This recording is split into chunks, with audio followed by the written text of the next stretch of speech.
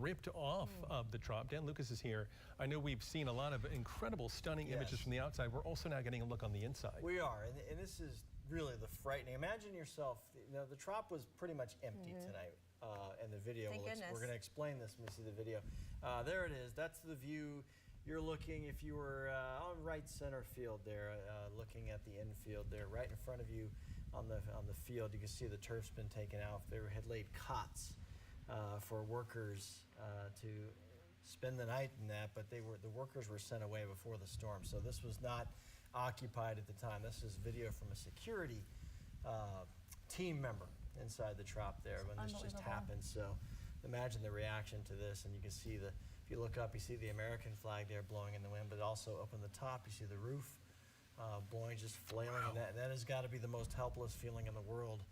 I don't know if anyone's ever seen the trop without the roof on it, especially from inside, unless you're in the years of the construction. So that's pretty frightening.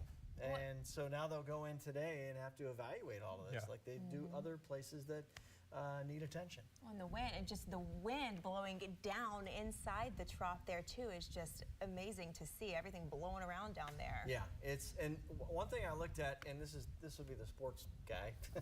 I looked and I said, you know, the infield looks pretty intact. I think they could. I don't think the structure of the building, other than the roof itself, is damaged. I think this is just going to be the roof. The problem is you can't just say, all right, you know, let's just take the roof off and play without it. The catwalk, it's all part of the structure at the top of the trop there. Like I said, when they evaluate this thing, they're really going to have to look at their options, short-term, long-term, the cost, what this is going to do. And then the Rays have to play baseball in 2025, so they've got to go somewhere. Yeah. If they can't get this ready to go. So and the clock is ticking until what, March? Yeah, March is opening day, end of March. So they'll go some work to do. Training. Yeah, absolutely. All right. Thank you, Dan. Appreciate that. Going to head now to Pasco County, where they saw quite a bit of rain with this storm. Yeah, Brianda Villegas live in Wesley Chapel with the current conditions there. Lots and lots of folks in Pasco also without power this morning, Brianda. Absolutely. Hey, Chris and Avery. So the important thing to know right now is that if you are starting to wake up, I know a lot of you are going to want to head out into the streets, but officials say you need to shelter in place because there are a lot of unsafe things that could put you in danger, and one of those are those downed power lines. So we do know that power crews are currently out there working on getting power back up, and rescue crews are also out and about. They weren't able to answer phone calls or any rescue calls during the storm, but now they're actually out into the communities making sure they help those people that really need it. So they're looking at, you know, down power lines. They also are getting a lot of reports about trees on buildings, trees on homes. And I know another big concern is the flooding. We saw it a lot in those coastal communities with the storm surge due to Hurricane Helene. And we talked to an emergency management official who says that there's a lot of flooding in Zephyr Hills. They're getting reports of flooding in that area. So if you are, you know, waking up, just make sure you are careful. If you do need help, yes, rescue crews are currently taking those calls, but it will take some time because they have to clear those roads, and it's just going to be, you know, quite a process. They've received hundreds actually during the storm, and now they're slowly but surely trying to answer those right now. And as far as power goes here, so we are at our backup studio location in Wesley Chapel. We're on a generator, but I mean, we lost power during the night as well. I heard a lot of whistling with the winds and things. Our outlets aren't working, so we're just really lucky that we are able to have our generator helping us with our power supply so we can bring you the very latest. The sun is coming out right now, which means we'll be able to head out into those communities to give you a look at what your communities are looking like here in Pasco County. Again, we are in Wesley Chapel, and from what I can tell right now, at least in the parking lot that we're in right now at the hotel, it doesn't look like there's trees down. It might change, or will change, because that's what emergency crews are saying. There are trees down in those communities in parts of Pasco County. So we'll just keep you updated once we head out there. For now, I'll send it back to you guys. All right, Brianda, thank you. And speaking of Pasco County, as she was saying that there's trees down and whatnot, Pasco County Sheriff's Office just sending out a notification a moment ago saying that they have received more than 140 calls regarding roadway obstructions. So think about that, 140 calls, more than that. They got to go out there and assess all of these and in some cases remove it. So again, this is why they're saying don't go out. If you do have to go out for some reason, they're reminding you, because there's not a lot of power in so many areas there, make sure that you treat those intersections as four-way stops, because so many of those stoplights are out right now. Out right now, yeah. We also have an update from Lakeland Linder International Airport right now. As of about 4:45 today, they were able to complete their initial damage assessment. They asked that folks refrain from coming to the airport. All power is out there and all gates are down as well. So they're going to continue to update us as the recovery there evolves. Just one of our airports that we have been waiting to hear from this morning. Yeah, no doubt we'll hear from TPA and St. Pete at some point in terms of what they're doing and then how soon they might actually be able to reopen. And then in Hillsborough County, I know that some rescue operations have already started there as well. We've learned that specifically in Town and Country at Waters Avenue and Hanley Road, the high vehicles are moving around there trying to help folks who may need some help right now and assist them. So people and first responders are starting to make their moves and get out. We're about 15 minutes away from sunrise. And I think that's when we're really going to see the extent of the devastation from this awful storm. Particularly as we head south to where it actually made landfall, because right now we're just getting glimpses of what's going on down there. Emergency crews are hitting the streets, we can tell you, in Clearwater this morning. They are in the process now of removing debris from roads there, and they are very closely evaluating all the power outages, and there are a lot in Pinellas County. And strong winds took out several large trees, including one in Riverview. Watch out for this one. This was captured by Natalie Alanis. And you can see two trees hanging on there, and then the one on the right is going to give out there, eventually toppling over. It just shows just how strong the winds were. I know, Chris, in your neighborhood, a lot of trees came down as well. Yeah, a lot. There it goes, right there. And it doesn't take a lot with some of these trees, depending on how healthy they are. But these trees were withstanding winds that in some cases they maybe never encountered before. That's right. Also, Hernando County Emergency Management is warning folks in the area to expect long-term power outages. We're told both Duke Energy and Withlacoochee River Electric, they both have crews on standby to respond to the area. You can report an outage by calling the number on your screen. I'll read that out to you real quick. 352-567-5133. That's with Withlacoochee River Electric. And then Duke's phone is 800-228-8485. All right, getting a look here at some of the damage this morning. This is South Pasadena. This is a beautiful area. My in-laws actually live here. It's a gorgeous area. Seeing what it looks like here this morning. The city says almost everybody in the area there is without power and water. That's to be expected for now. Anybody who was evacuated from the South Pasadena area being asked to wait a bit longer before you go home. All right, take a look here. National Guard equipment rolling into St. Pete. Look at this. This comes after the area saw some widespread damage. Includes everything from a crane falling from a high-rise, which we showed you before, to the trop, of course. The top of the trop getting shredded by those. In Bel Air Beach in Pinellas County. And besides, Alessandra Young live in Pinellas County with what we're seeing there so far this morning. Good morning. Chris and Avery, good morning. My photographer Malik and I, we've been driving around trying to assess some of the damage. And like you said, sunrise is coming up in a few minutes. And as it's getting lighter, we're able to see more things. What we've seen so far, a lot of downed trees, some downed lines, and a little bit of flooding. And also, we're right here on the Bel Air Boat Ramp Park. And also, take a look at this ginormous boat. I mean, it looks a little out of place here because it's literally on the ramp. Now, this is normally where they are launching boats from. There's an anchor on the boat, and you can see the top of it is completely torn.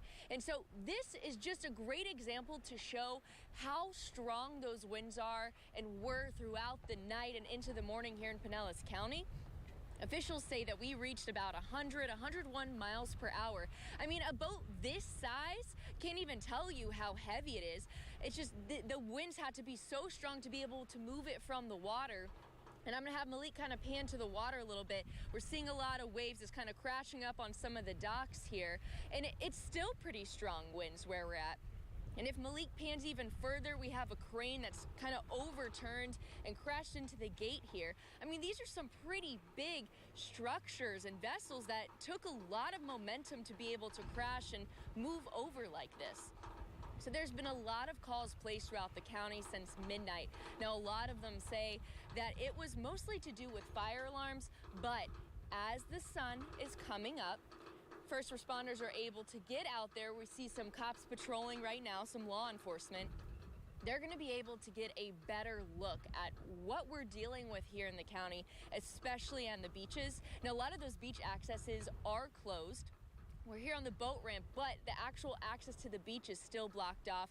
I asked officers when we might be able to get through, and they say they won't have an answer for us until it is full daylight and they can really see what's going on. Besides Bel Air, when Malik and I were driving around, Indian Rocks is closed off, Barrier Islands is closed off, and you can see the cop patrolling right now. So, of course, we're going to be out and about trying to figure out what is going on, where the damages are mostly, and we're going to keep you updated. Now, I also just want to reiterate, just because we see first responders driving around doesn't mean that people should be out and about, because the sheriff's office says it's still not safe and you need to stay exactly where you are. So we'll be out, we'll be looking at things, and we'll give you all an update soon. Chris and Avery. Sandra live in Bel Air Beach for us this morning. Want to let you know, too, we just got an update. All 4 of our Bay Area bridges do remain closed right now per FHP, so that's going to be your Sunshine Skyway, Gandy, Howard Franklin, and Courtney Campbell. No word yet. Closed. Yeah, no word yet on when they're going to reopen as well. All right, we'll turn now to Polk County, where Beth Rousseau has quite the story to tell there this morning. Good morning to you, Beth. Hey, good morning. So we made our way back to the area in Polk County where we saw that flooding. Still roads underwater at this point. You can see we were headed to an address all the way down that road. Clearly, the roads are impassable here. Now, it might look a little bit shallow as we walk out into the road, but it gets deep very, very quickly. In fact, we ran into a woman, or while we were getting ready to go live, in this home, who says that she was trapped. She was hanging out the window telling us that she was trapped. And it's really because you see the water that's up near the windowsill. But another issue is that it gets so deep as we walk along here, you can see that it bottoms out right as you head into the driveway. She says that the water started rising quickly. She stayed here thinking that Lakeland was a great place for her family to evacuate to. But this is one of those low-lying areas that county leaders say they were concerned about when they heard the amount of rain that they were going to be getting. Clearly an issue. So we were able to help that woman get out of that home. We took her to a shelter with her 4 children. They are safe. She says she was afraid for her life. Now we're coming back here just to take another look around and see what the issue or what the damage is out here. As we pan around, you can see it's not just that house. There's other manufactured and mobile homes. Cars are flooded out. The water is high. That's the long and short of it. That's why they don't want you out on the roads this morning. The other thing I want you to know is that when we're driving to these different places, there are trees that are down across roads. There are entire utility and power poles that are down in some areas. So it's just not safe to be out. I will say when we called 911 to help the woman who was in this home, they were not able to come out at that time because of how much the weather was kicked up at that time. At this point, though, things have quieted down. We're starting to see first responders out and about. They tell us they do have calls, people asking for help, especially when it comes to dealing with these floodwaters. They are out now. They're going to help. But even though the sun is coming up, they want everybody to stay inside their homes. The rain started at 9 o'clock, and it just started rising from ankle to knee to waist. I had 4 children there, a 4-year-old, a 5-year-old, a 9-year-old, and an 11-year-old. And I thought that Lakeland was the most safest place to come because it was considered more inland instead of like by Bayshore area where my family is. So when it got up all the way up the window, it got up the window and it started coming in the house from the window, and the refrigerator started floating. I turned out the power. Me and my children hopped on the oven. And once we hopped on the oven, I called my mom and told my mom, I think me and my children are about to drown to death. So we have a house that's in front of our house. I literally broke into the neighbor's house and got for higher ground. Me and my children, it was knee deep, but it wasn't waist deep. But I had to literally break into the neighbor's house to get higher level. And thank God I looked out the window. I don't know what told me to look out the window, but I saw you guys, and you guys came to save us. Was Amber Henry. She's the one that was hanging out the window calling for help. We heard her inside that home, and we were eventually able to help get her and her children to safety. We are so thankful for that this morning. She told us she's grateful, and we say we were just happy that we were there to help. Now, I'm sure there's going to be more of these stories of first responders helping folks get out of their homes. We do see folks more up and about driving around now. If you can, though, stay home and stay where you're at. Yeah, you can see how deep the water is. Also, Beth, with that truck there driving behind you. Not a good idea to be on the roads right now. Look at that. All right, Beth, live in Polk County for us. It's just not what you want to be doing. No, not at all. We'll see you in a bit. Thanks. Well, this morning we are hearing stories of heroism in the wake of Hurricane Milton. According to Tampa police, 15 people, including multiple kids, are safe after a tree fell on their house. So the officers were taking shelter a few miles away when this tree fell, and then they jumped into action to get everyone out. All of them were transported to the nearest shelter. One officer took the time to ensure that the main power to that house was turned off before leaving. All right, Amanda Holly joining us now with where Milton is currently. Yeah, so the center of the storm officially has exited the east coast of Florida. It is over the Atlantic right now. The storm looking a lot more ragged than it did yesterday. Obviously, the land kind of did some damage on it. The dry air is being sucked into the storm now as well. But that's a look at satellite and radar. Wanted to show you water vapor because we're starting to see the much drier air moving into our area. So this is that tropical moisture associated with Milton.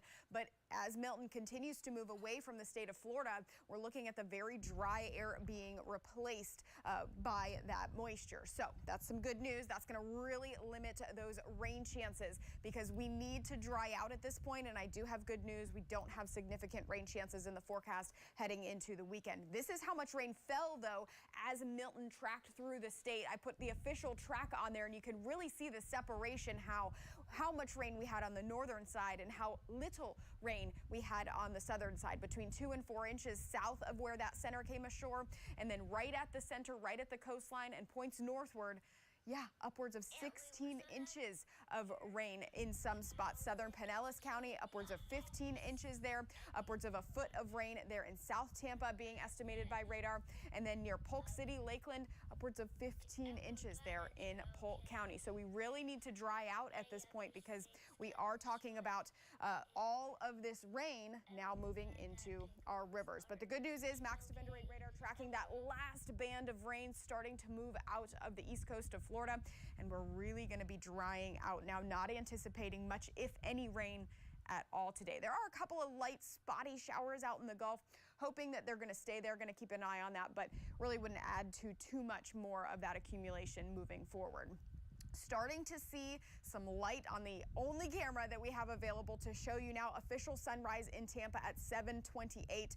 So it's only going to get brighter from here, and we're only going to see more damage as the day goes on. But you've been hearing from our reporters just to stay home. We're going to try and show you as best as we can because it's just not safe to be out there. So speaking of how much rain that we got, those river levels are all expected to crest in moderate or major flood stage. A lot of these getting very close, if not breaking records. You can see all of the gauges across the area. The colors represent where they're expected to crest if they're not already in that moderate or major flood stage. So this is something we're going to be watching for over the next 48 hours. Most of the rivers likely cresting sometime on Friday morning. Specifically, though, looking at the Manatee River at Rye Bridge, I just took this. It looks like it has crested. That river rose very, very quickly, and it's only going to steadily fall now as we head into the weekend, but it does look like it crested at about 15.94 feet, so almost 16 feet when that heaviest of the rain was falling. But that dry air is now coming in. Dew points are already down about 5 to 8 degrees across the area. Dew points are going to continue to drop throughout the day and the overnight hours. It's going to be very helpful for folks without power, the almost 3 million people that we have without power right now. And the low humidity is going to stick around through the weekend. So again, that's very helpful. I will say the gusts are still going to be kind of breezy as we go through the early morning hours, even into the afternoon. Those wind gusts are going to peak around 20 miles per hour. And the only reason I'm concerned about that is because the ground's saturated. We could see more trees fall throughout the day, even though we're not seeing those hurricane winds anymore. So just be careful out and about. But these wind direction coming in out of the north, that's what's helping to bring in that drier air, and it's going to stick around through the weekend. So something, silver lining, if you will, that we can look forward to. That moisture moves out, the dry air, it hangs out. So this is not only going to make it feel a little bit better, but really limit those rain chances. In the middle of next week, we'll be watching for some of that tropical moisture to lift north, but we'll keep an eye on it. For now, over the next 5 days, just a 20% chance today, 20% chance tomorrow, and I'm not expecting big showers with this. These would be light sprinkles kind of quickly passing through the area. So here's a look at that 8-day forecast. We know it's going to be feeling nicer. The actual temperatures are going to be lower. Even during the day, we're talking about those high temperatures well below average in the low to mid 80s. The overnight temperatures dropping into the 60s, which is going to feel great, but this is going to last through the weekend. So we will continue to look forward to that, but Milton is officially moving away from our area, and we're going to be now really focusing in on those river levels specifically, guys. All right, thanks, Amanda. We've been focusing a lot on some of the damage that the wind from Milton caused in downtown St. Pete, and that does include ripping off a good portion of the top of the trop there. Also, a large construction crane fell as well in downtown St. Pete. And on your sides, Lenny Supal, live in St. Pete for us this morning. The image of this trop behind you here, Lenny, every time you see it, it's still just as stunning as the first time you've seen it. A captivating sight, Chris. It's clear that Milton has left its mark here in St. Petersburg, changing the face of one of the most iconic structures in the city. The dome of the trop ripped to shreds as those powerful winds tore through the area overnight. One viewer caught the scene on camera, sharing video with us of the panels pulled from the structure. The home of the Tampa Bay Rays in disrepair. The trop has been a focal point for first responders as well. The field was actually transformed into a temporary housing structure for first responders, and there were up to 10,000 cots that lined the field. No one had to evacuate, but there was security on site. But we'll find out a bit more on that later today. As you also mentioned, a massive crane came toppling down in downtown St. Petersburg. That condo construction crane, no match for those hurricane force winds. No one injured in that situation, but Pinellas County, very much a disaster zone. Access to the county shut down completely about an hour ago. The sheriff making that announcement, saying that there's too many power lines that are down. The roads are flooded and they are just not safe. They're also checking in on the water systems in St. Pete, Gulfport, and Leelman. At this point, we understand that there's no water or sewer in those cities. So a water main break to blame for the water outage in St. Pete, a boil water notice in effect as well. We'll have much more. St. Pete having a news conference at 10 a.m., so we will carry that live as well. Reporting live in St. Pete, Lenny Supal, 8 on your side. All right, Lenny, just incredible to see those images coming out of St. Pete. Thank you. I'm going to give you a look here at the road conditions in Manatee County. This is as our crews were driving around there this morning. You can see a large tree down there, all sorts of debris in that area as well. Just a mess. And in your sides, Chloe Sparks, live for us this morning in Manatee County. What are you seeing right now down there, Chloe? Guys, we're on our way to the Coach House mobile home and TV park in Palmetto. That's whenever we saw all these down power lines. This blocking a lot of the people in the roads trying to go and assess the damages. Now, this is a definite safety hazard. You do not want to be close. Me and my crew, we feel safe where we're at right now, but you can just see this area totally devastated. All of this flooding in the grass, and then look at it up to these people's homes. One of our measurements we are seeing right before the shot, there's this white home over here where we can see the water line. It looks like it goes up just about 2 feet, I would say, or 1 foot. There's just total devastation in this area. Now, swinging back over to the left side where this palm tree is, a neighbor over here tells us that they watched a home burn on fire all night long. They said it was just a huge orange glow, and that came from a fireman who said that it was not the smell of plastic. So they know that it was the home burning.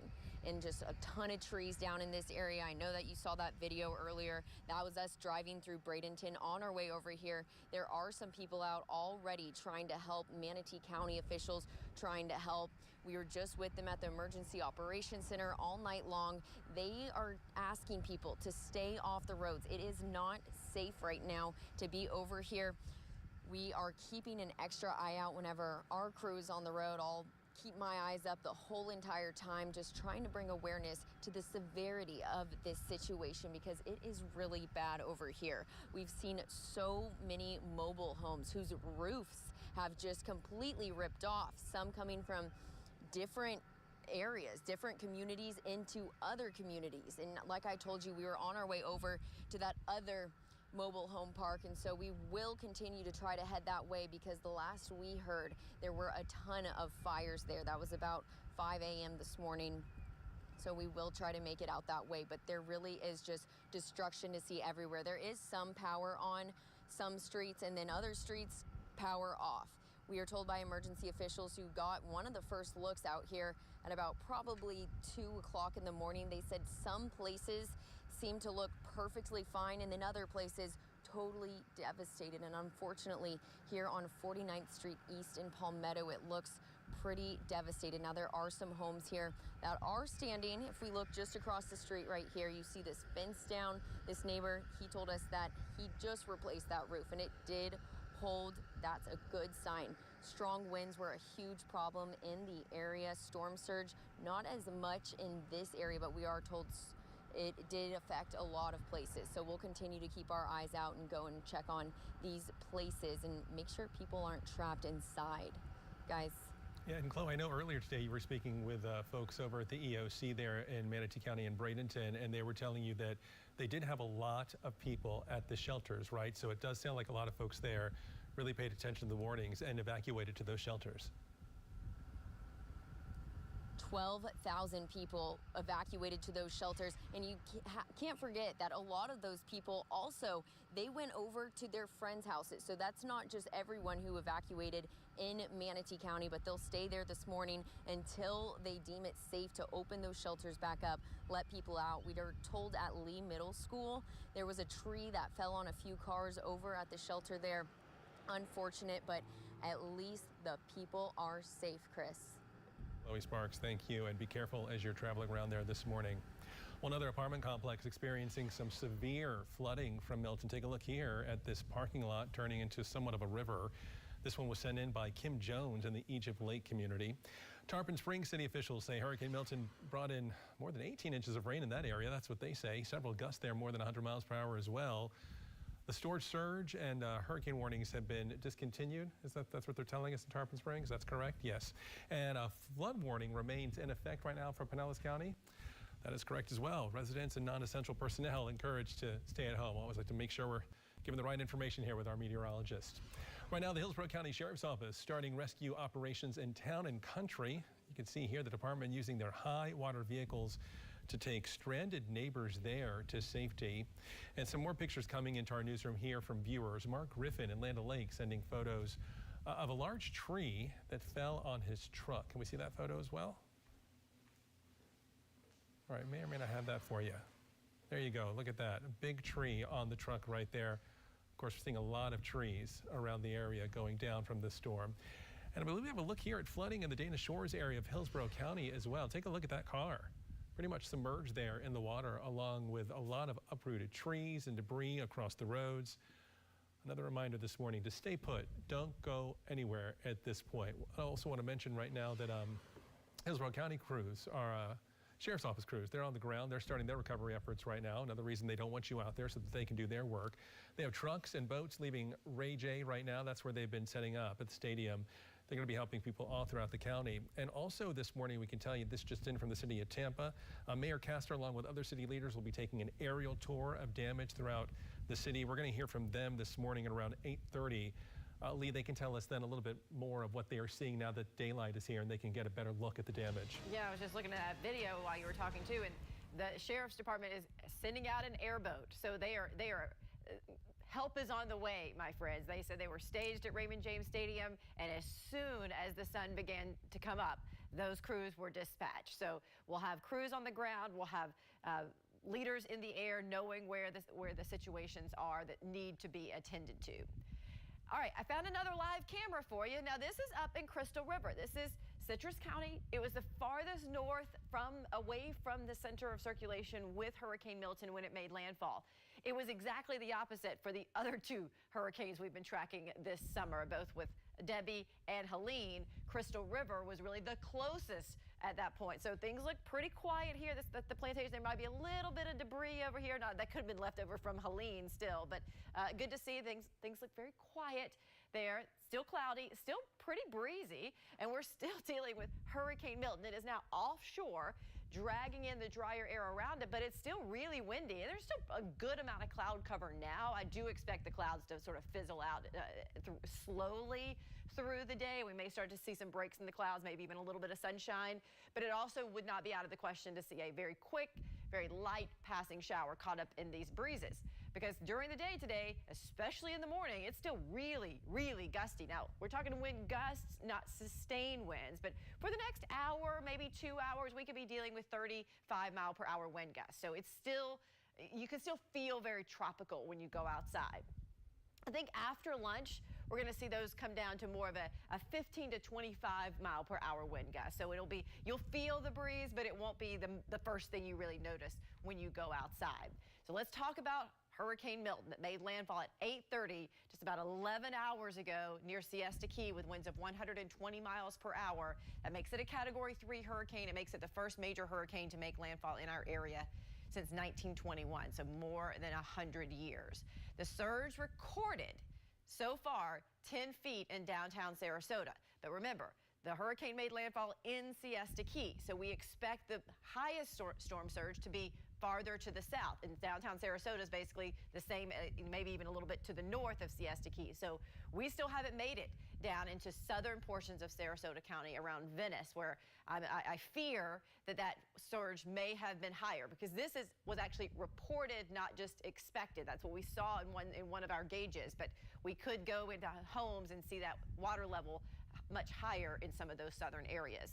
And then those rainfall totals reached 12 to 17 inches north of the eye where Hurricane Milton tracked through. And you can see it kind of zigged and zagged its way from Siesta Key through Manatee County, through Parrish, through Polk County, even making its way through Lake Wales, which again, a lot of us remember in 2004 that we had 3 hurricanes that crossed the state. We had Charlie and Jean and Francis, and they intersected right where Lake Wales is in Polk County. And now you can add Hurricane Milton to an eye that went over your community as a hurricane, and then now is exiting back out into the Atlantic.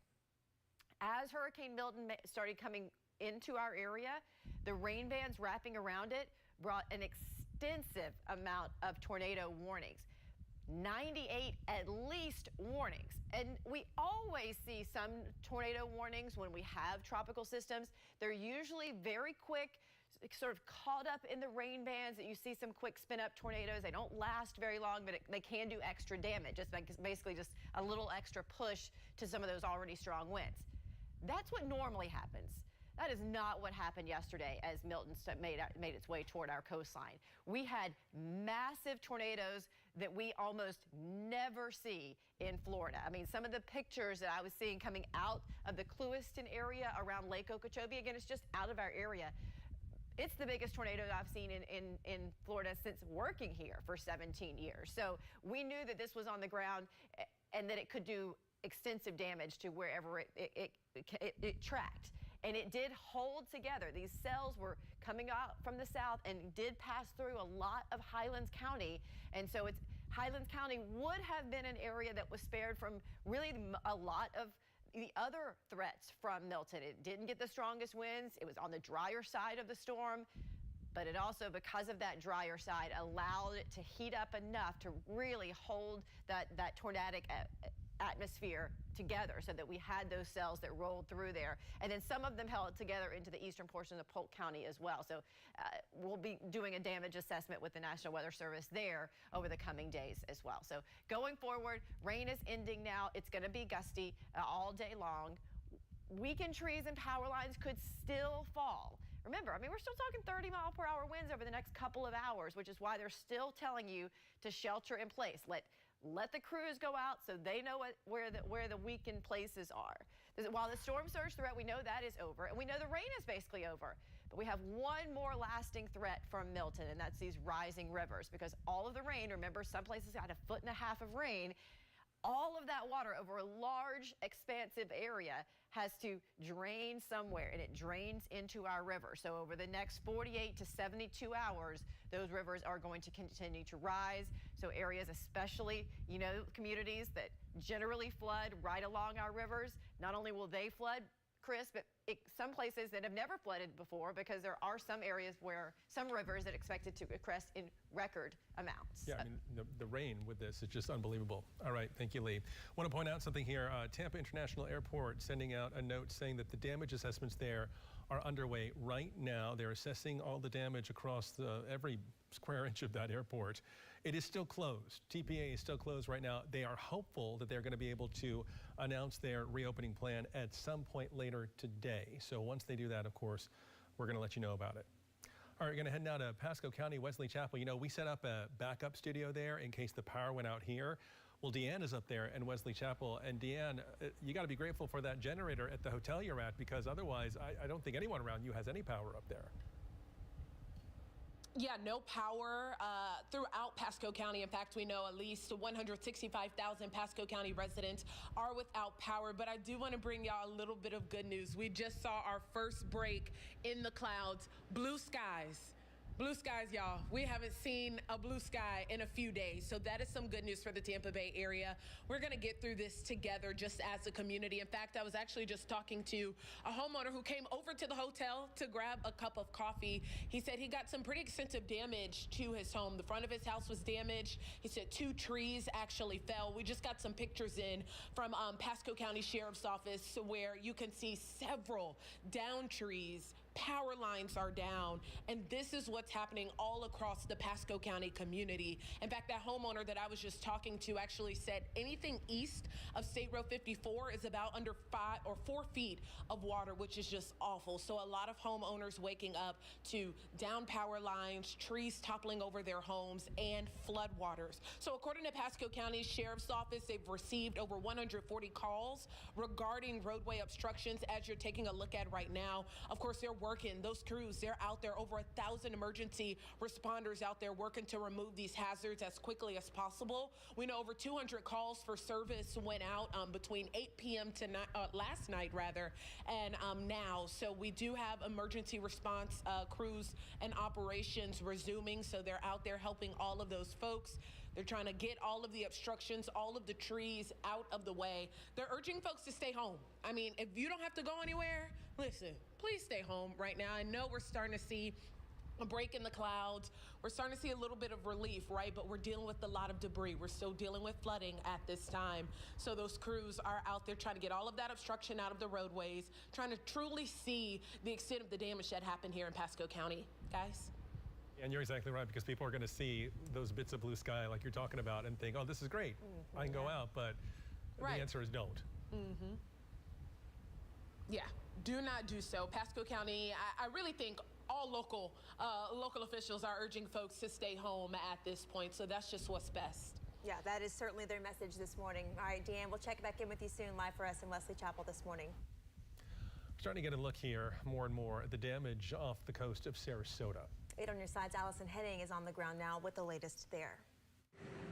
We are getting our first look along the downtown Sarasota bayfront right now. And if you take a look behind me here, you can see there is a massive sailboat on the edge of Sarasota Bay. It's actually leaning over the southbound lanes of US 41. And just to the north at Marina Jack, we saw some damage to a structure that people use to check in for charter trips there. We were not able to make our way over the John Ringling Causeway this morning. Sarasota Police, they have that bridge blocked off, and we are told all of the bridges to the barrier islands in Sarasota County will remain blocked off until search and rescue efforts are complete. It's unclear exactly how long that could take. Now, we haven't seen too much water on the roadways so far this morning, but we have seen a significant amount of tree limbs as well as debris blocking the roads. And that is one of the biggest messages right now from authorities. They are asking people to stay off the roadways. They are working hard to clear the roadways to make sure they are safe for people, but it is still very early and they still have a long way to go. So you want to make sure to keep that in mind if you're waking up this morning and you're thinking of heading out on the roadways. Don't do so until these roadways are clear and we get the word from authorities that it is safe to do so. For now, reporting in downtown Sarasota, Allison Henning, 8 on your side. We are seeing damage now this morning in Bel Air Beach as well. Yeah, 8 on your sides. Alessandra Young live in Pinellas County right now. You showed us a boat that had been pushed by the water all the way up a boat dock earlier, Alessandra. Chris and Avery, yes, Malik and I have been driving around trying to see the damages, especially as we're finally getting some sunlight. You know, we've been kind of up and at it since around 1 in the morning. As soon as it was safe enough for us to go outside, we hit the road, started seeing what's happening. On top of that massive boat we saw on the ramp, we start checking out the neighborhoods here in Bel Air. And this is Bel Air Bluffs neighborhood. And so I just want to show you all this road down here. It's been flooded, and actually this is water from the Gulf, but since we've been here the past 20 minutes, the water is already starting to recede. You can see a lot of debris that's in the street as well. Then I'm gonna have Malik kind of pan on over. Something else we've been seeing, a common theme, and something that you all have been saying that every county is experiencing is downed trees. Now take a look at this roof. House seems to be in good shape, thankfully, but there is a tree that's kind of fallen like a limb right onto the roof here. But the next street over here on Winston, there are a lot of downed trees. Take a look. We have the trees in the street. That big one that definitely has some damage that's blocking half of the road. And law enforcement that is here told us the trees on this street are not the biggest problem. It's all the downed power lines, and the biggest concern is that they're all hot. So law enforcement is here kind of keeping everybody in check, trying to make sure that everyone is as safe as possible. And like Pinellas County Sheriff's Office put out, people really shouldn't be out and about right now because they haven't cleared that. We're still in that area where everybody needs to stay inside, shelter in place. Just because we see, you know, crews out here, law enforcement, people walking their dogs, it doesn't mean that it's safe for everyone because there are down lines, there's down trees, there's flooding. We don't know what all the conditions are because we just got our daylight back. Chris and Avery. Yeah, I think this is kind of what a lot of folks just now waking up are ready to see as the sun has come up because we've been in the dark all morning long, really. Now we're really going to get a good look at some of the worst spots as well. All right, Alessandra, thank you for that. Going to head now to Tampa. Shannon Bacon's been driving around parts of the city to give us a better look at what she's seeing. Yeah, Shannon, I believe she's in Dana Shores right now. What's she seeing out there, Shannon? Hi, we are just arriving at Dana Shores right now, and as you were mentioning, the sun's out now, so we're getting an eye on the damage. You can see that there's trees in the street here. That was pretty much the case with every street leading to this area. I see a truck. You see the truck right there. Let me switch there we go. You see the truck in the ditch. We just came across this. This is in Dana Shores, a truck in the ditch. Yeah, it's a very dangerous situation on the roads, as you guys were just saying. And on the way here, we noticed that law enforcement has several roads blocked. And they at West Shore and 275, they have the entire road blocked so that you cannot get to Pinellas. And we've been hearing that Pinellas County is restricting access to all of Pinellas. And we saw that with them turning around vehicles and not allowing anyone to go across the bridge. The reason why we're coming to Dana Shores is the newsroom has reports of flooding in Dana Shores, and so we've come out here to check that out. That's near the airport, just to give you an idea of where Dana Shores is. It's an area that has flooding in storms. I think they had some flooding recently with Hurricane Helene, and now we're hearing that they have flooding again. Several of the side streets on the way here, I would look down side streets, and it looked very much like it did off of West Shore Boulevard. Piles of debris from Hurricane Helene and trees down. We're getting closer to the area. You can see that there's water on the sides of the roads. And let's see if I can turn my camera around here.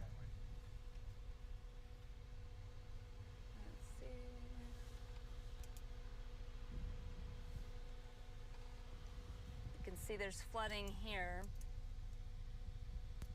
And across the street, we see large debris piles. So that tells us that this is a neighborhood that was hit hard by Helene, and now they're dealing with flooding from Hurricane Milton.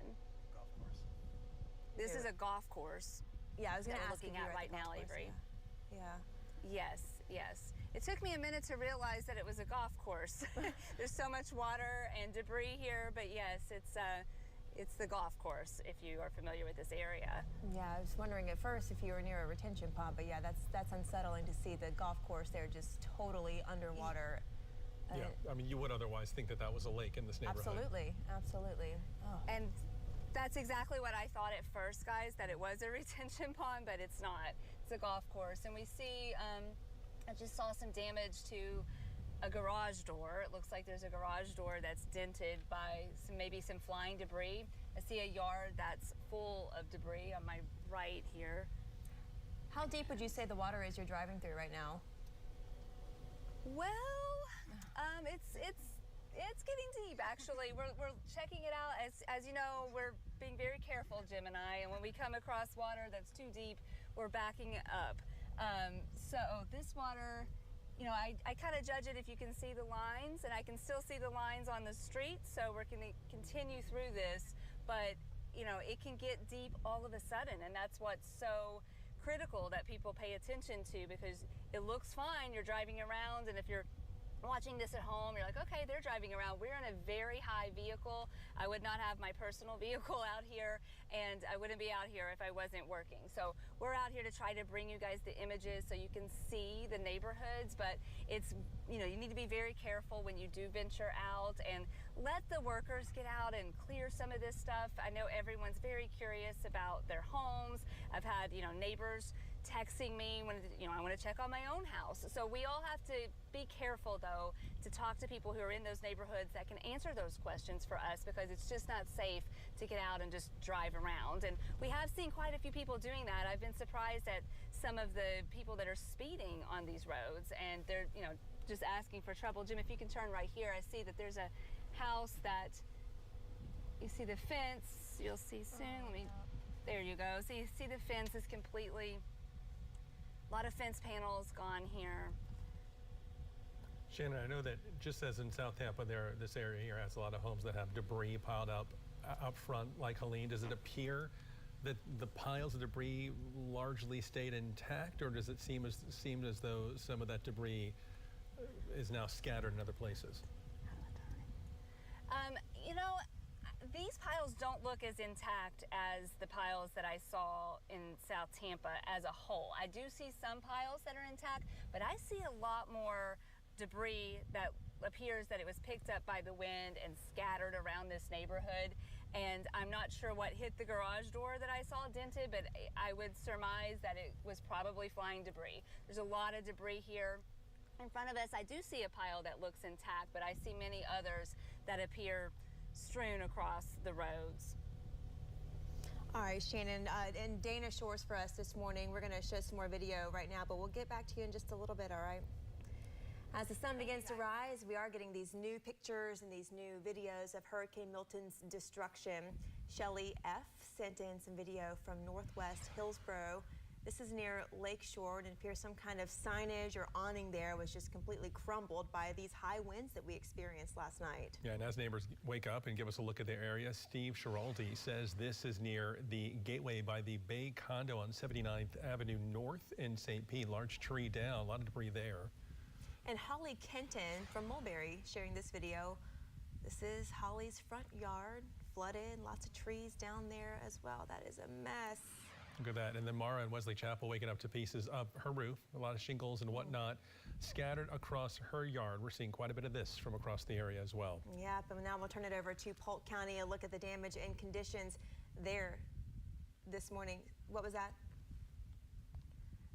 Okay, Beth is in Polk County. She's speaking with somebody right now, so we'll get to her in a little bit. We're going to get to her right now? Okay, we'll get to Beth right now. Hi, Beth. Hey, yeah, we're in Polk County, still taking a look at the flooding that we're seeing in some of these areas that are further inland, low-lying. You can see the water still just very high up on these homes that are throughout the area. Some folks actually in these homes, they say they were able to keep power and that they are fine this morning. Cars, though, are flooded out throughout the area. People are getting out more and more and driving around, but first responders really asking you not to do that, to avoid being in these areas because you just don't know how deep the water is. If we continue to walk a little bit down here, we can give you an idea of the scope of how flooded some of these roads are. You can see as you look down here, this is an address that we were heading to. Obviously, it's impassable. We've seen a dozen cars try and make it down there. They turn right back around. As we have told you and showed you this morning, you walk out into the streets, water seems pretty shallow, but it quickly gets deep as you walk further in. A little bit earlier on this morning, we actually were able to help a family get out of this home. They say the water rose so quick, they thought this would be a safe place to evacuate to. Obviously, that was not the case. They are in a shelter, safe this morning. But families that we've talked to in this area say they've never seen flooding like this before. So even though emergency leaders in Polk County were saying flooding was a big concern because of all the rain that this area got, they were not thinking that it would be this bad. Now, as you're driving around the roads, if you are out and about, you can see two trucks that are pulling out the way right now. You're going to see trees that are down, limbs are scattered everywhere. There's debris. We're talking about tires, things from inside homes that are all over the roads this morning. The other thing that we've noticed is if you see these big power poles that are sticking out of the ground, obviously they're everywhere. We have seen them laying across the road. Those are areas where you don't want to be driving. You don't know if those wires are live. Thousands in Polk County and in Lakeland are without power this morning. Crews are finally getting out on the road as they start to assess some of the damage. So be mindful of that. They're working to get power back on. If anyone else is still in their homes, first responders are starting to respond to calls again. They couldn't a little bit earlier on just because the weather was so bad, but they're getting their services back in place for you this morning. So if anybody needs help, they will be out there doing that. Back to you. All right, Beth, thank you so much. And if the power goes out and you can't watch us on TV, you can still tune in to our radio partners, several stations around the Bay Area working with us to help keep you informed. They are all on your screen right now. All right, Amanda Holly with the latest on the weather.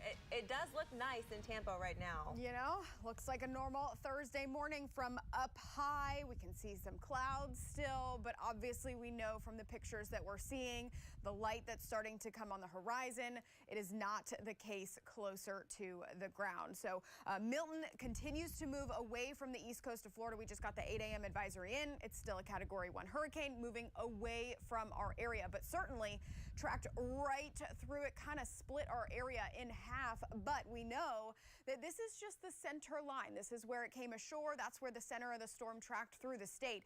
But at this point, we know that our entire area had impacts from Milton. We always say don't focus on the center line because the impacts are felt far outside of the center. Well, with Milton, that certainly came true. We were talking about 5 different hazards as Milton made its way closer to our coastline that we could possibly see.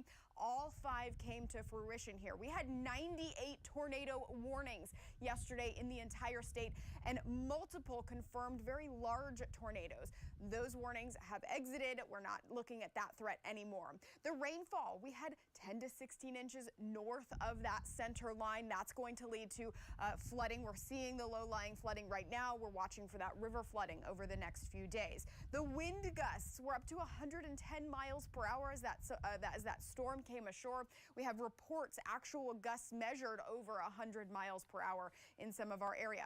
Power outages, upwards of 3 million people without power at this point. And the storm surge was, of course, south of the center of the storm, so we didn't see it in Tampa Bay, but we certainly saw it in points south, possibly up to 10 feet. So where do we go from here? Milton's moving away. Radar looks really good. We need a chance to dry out. Some dry air is making its way in. And hey, we're only going to get into the upper 70s, low 80s this afternoon. It's going to stay breezy. We're going to see a passing shower or 2, guys, and some lower humidity sticks around tonight. We're going to drop into the 60s, which is really refreshing. Guys. It absolutely is. All right. Thanks so much, Amanda. All right. Hurricane Milton now heading, as she mentioned, into the Atlantic after going through Florida as a Category 3 storm. Thanks for being with us here. 8 o'clock on this Thursday morning. I'm Chris Martinez. And I'm Avery Cotton as we continue our extended coverage of Hurricane Milton. And as day breaks, many are waking up to survey the damage around their homes and their businesses. County officials from all over are urging you, though, to stay inside. As the sun begins to rise, again, we are getting some new images of Hurricane Milton's destruction. Shelly F. sent this in from Northwest Hillsborough. This is near Lakeshore with some pretty destructive damage there. Yeah, and as neighbors wake up, they're giving us a better look at what happened in their area. Steve Schiraldi shows us this here from near the Gateway by the Bay Condo on 79th Avenue North. This is in St. Pete. You can see a large tree down there. Seen a lot of that. Holly Kenton from Mulberry sharing this video of her front yard. Very messy this morning, absolutely flooded. Lots of trees down there as well. And Mara in Wesley Chapel waking up to pieces of her roof. Now scattered all across her yard. Pieces of the roof, shingles from the roof. A lot of folks waking up with that this morning. Going to stay up there in Wesley Chapel in Pasco County with what's going on there right now. Yeah, Deanne King has been at our backup site this morning and all throughout the night, joining us from Wesley Chapel there. How's it looking, Deanne? Hey, good morning to you both. Good morning to everybody. Starting to wake up, I'm sure, walking outside and checking out what's going on with your own homes. Now, I have been hunkered down here in a hotel in Wesley Chapel. Many of you may know, if you don't know, we had our backup studio for WFLA here just in case things went down in our downtown Tampa studio. We are still without power this morning. We're running off of a generator. But guys, so many people here at the hotel, 132 rooms, all of them booked. We thought all of them were filled with evacuees, but in fact, we were able to find 2 men. They traveled here to the Tampa Bay area to work, and they got caught and stuck in this area, and now they're stuck at the hotel because of Hurricane Milton. Tom Landon, who's actually visiting us from the Colorado area, he is a pilot. We thank you for your time. This is your first hurricane. What do you have to think about it? Yes, it is. Actually, being here in this hotel and away from the shoreline, I was very impressed with the preparation that everyone did and how the information that we received. Yeah, you're a pilot. You say you were coming down here to actually work. At what point did you find out that you were coming in the midst of a hurricane? The day after we got here. Wow. Oh, my goodness. What was going through your mind when you actually found that out? Well, we thought, okay, are we far enough away from shore? And what are the locals doing to stay safe here? In fact, he's actually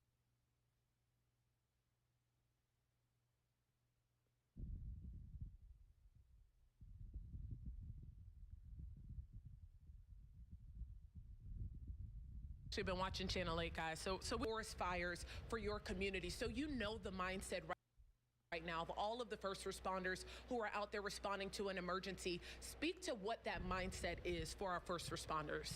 Well, as we discovered that there was going to be a hurricane here, what I noticed was the preparation that the folks were doing here, the first responders that were doing here, and it was outstanding. I was very impressed. The information that was being disseminated out, the request for people to evacuate and get to safer ground, I thought that was outstanding. As a former first responder, what are your thoughts going into having to respond to something like a forest fire? I know it's different than a hurricane, but I'm sure the anticipation or even maybe the worry that might fill your mind. Our concern was primarily is what the civilians, the non-participants that were fighting the fire would be doing. And we really wanted to protect the public, and that's our first concern. Yeah, and I'm sure that is what all of our first responders are doing at this time. So what are your plans? I know you have a partner here as well who came from Georgia. You both are pilots. You all are here in the Tampa Bay area. What's next for you? Well, we're anticipating the course to be opened up again tomorrow. We'll be hanging out at the hotel and just kind of relaxing. Beautiful weather today, probably going out and getting some exercise. Tom, we appreciate your time. We appreciate you hanging out with us in the Tampa Bay area. I'm glad you are safe and I'm glad you are well. Okay, thank you. Absolutely. All right, Tom, a former first responder, he knows exactly what it takes for all of these first responders who are waking up this morning and actually out there helping all of the folks who have been impacted by Hurricane Milton. So he's a pilot himself. We'll have to wait to see if he's able to get out there and continue the work that he was actually sent to Tampa Bay to do. Guys? What a trooper riding out his first hurricane. It was a doozy too. Wow. Yeah. Pretty calm, and as he said, yes, he was watching how the locals did, and it looks like he thought everyone was doing okay, so he felt pretty safe. So we appreciate him. We appreciate all the first responders because they've got a long road ahead of them here over the coming days. Starting to get a better idea now of the damage that was caused by this storm as we're starting to see some of these areas now that the sun is coming up. Yeah, Shannon Bankin been driving around Hillsborough County this morning. Last we checked with you, you were in Dana Shores. Where are you now? We are still in Dana Shores. We've been driving around the neighborhood and continuing to assess the damage. Quite a few trees down, as you can see. There's some trees down here. It looks like there's a big tree on the side of the road here. You can see that there. It looks like it came out completely, the root system. Yeah, there you go. You see that? Big tree that is completely out. Yeah, massive tree. There's a lot of trees down in the Dana Shores area. Some of them are blocking the street. Continuing to see those big debris piles that we were speaking of earlier. And, you know, we see some streets that have debris piles that are pretty intact. Others have debris piles that are strewn across the street. I spoke with a resident that was out. He had just come back from evacuating, and he tried to get back as early as possible to assess the damage at his house. And he said that these neighbors here were hit really hard by Helene, and you can see some of the debris piles we're pulling up on now. And you see some houses have everything they own pretty much in the front yard, and that tells me that they were hit very hard by Helene, and now they have to deal with damage from this storm. And mainly from what I'm seeing right now, it's flooding from Milton, trees down. One of the neighbors mentioned that someone's boat dock had been damaged in their boat. So as the daylight is here now, people are starting to get out and walk around the neighborhood and assess the damage, and continuing to drive around. And as we talk to people, we're going to get a handle on what they're seeing and what they're dealing with, and then we're going to drive through some other neighborhoods. So as viewers are watching this, if people see things in their own neighborhood that they think that we should go check out, please, you know, call the newsroom, let us know. All right, will do. Thanks so much, Shannon. Look, all that debris still piled up there. Good to see. I mean, it's still in piles, which means it wasn't scattered around as people feared would happen. Yeah, but you really feel for these homeowners. I mean, talking about a 1-2 punch there with these two storms, both of them causing damage there in the Dana Shores area. All right, Shannon, thank you for that. And we're getting a look at even more videos from our neighbors all across the Bay Area. Yeah, here's Dan Lucas now with what we're seeing as we get further into the morning, Dan. Yeah, and we knew this was coming as soon as we got to daylight here. Let's get right to it. Pinellas County deputies rescuing some neighbors here, and let's take a look at that right there. And that's coming up there. The labor's large trucks there. You can see them helping several people carrying pets, actually, and we're not exactly sure where this is. This was sent to us by the department there. Let's take a look at the next one we have here. Clearwater Police rescuing several people and pets as well this morning. This is video from the standard apartments on Drew Street, where homes and roads are completely flooded. So this stuff's unfortunately going to be coming in all throughout the morning, and start to see more and more of this as we thought we would. Just to revisit what I talked about much of the night, Tropicana Field. We saw that so well because the stadium lights were on. That was one thing we could see. We had a good reference point too, and that damage as well today is going to really overwhelm a lot of people. I'm sure a lot of people are waking up to this as well this morning. Definitely something that's going to stand for this storm from the Bay Area's perspective. This is the one of the most iconic, really, images you can see in Bay Area in buildings, Bay Area sports. So, and then the baseball side of it, we've talked to that. We haven't heard from the Rays yet, probably appropriately so. Still a scene that's very active. So, I'm sure the Rays will assess the damages as well as when St. Pete, Pinellas County gets a chance to look at it as well. So, just an unfortunate scene around a lot of places. It's awful. It's tough. And I know you're going to be monitoring all the other video that's coming in and kind of sharing that with us throughout the morning as well. It's going to come faster now. Awesome. Okay. Thanks, Dan. All right. Thanks, Dan. We're going to head to St. Pete now because, as we were just pointing out, the damage there to the Trop, that's just some of what we're seeing, but it really is a striking image to see now the dome of the Trop in shambles like this. Yeah, Lenny Supal is there at the Trop for us this morning. This is a captivating sight that shows the strength of the storm. Milton leaving its mark here in St. Petersburg changing the face of one of the most iconic landmarks in the city. The dome of the Trop ripped to shreds as those powerful winds tore through the area overnight. One viewer caught the scene on camera, sharing this video with us as those panels were pulled from the structure. The home of the Tampa Bay Rays in disrepair. The Trop has been a focal point throughout the storm. The field was actually transformed into a temporary housing structure for first responders. So this is just one example of the damage that we've seen throughout the region. Also in downtown St. Pete, a massive condo construction crane toppled onto an office building. Mayor Ken Welch said that he knew the condo cranes would be a problem as these hurricane force winds tore through the area. And yes, we did see that crane come toppling down overnight. No one was injured in that.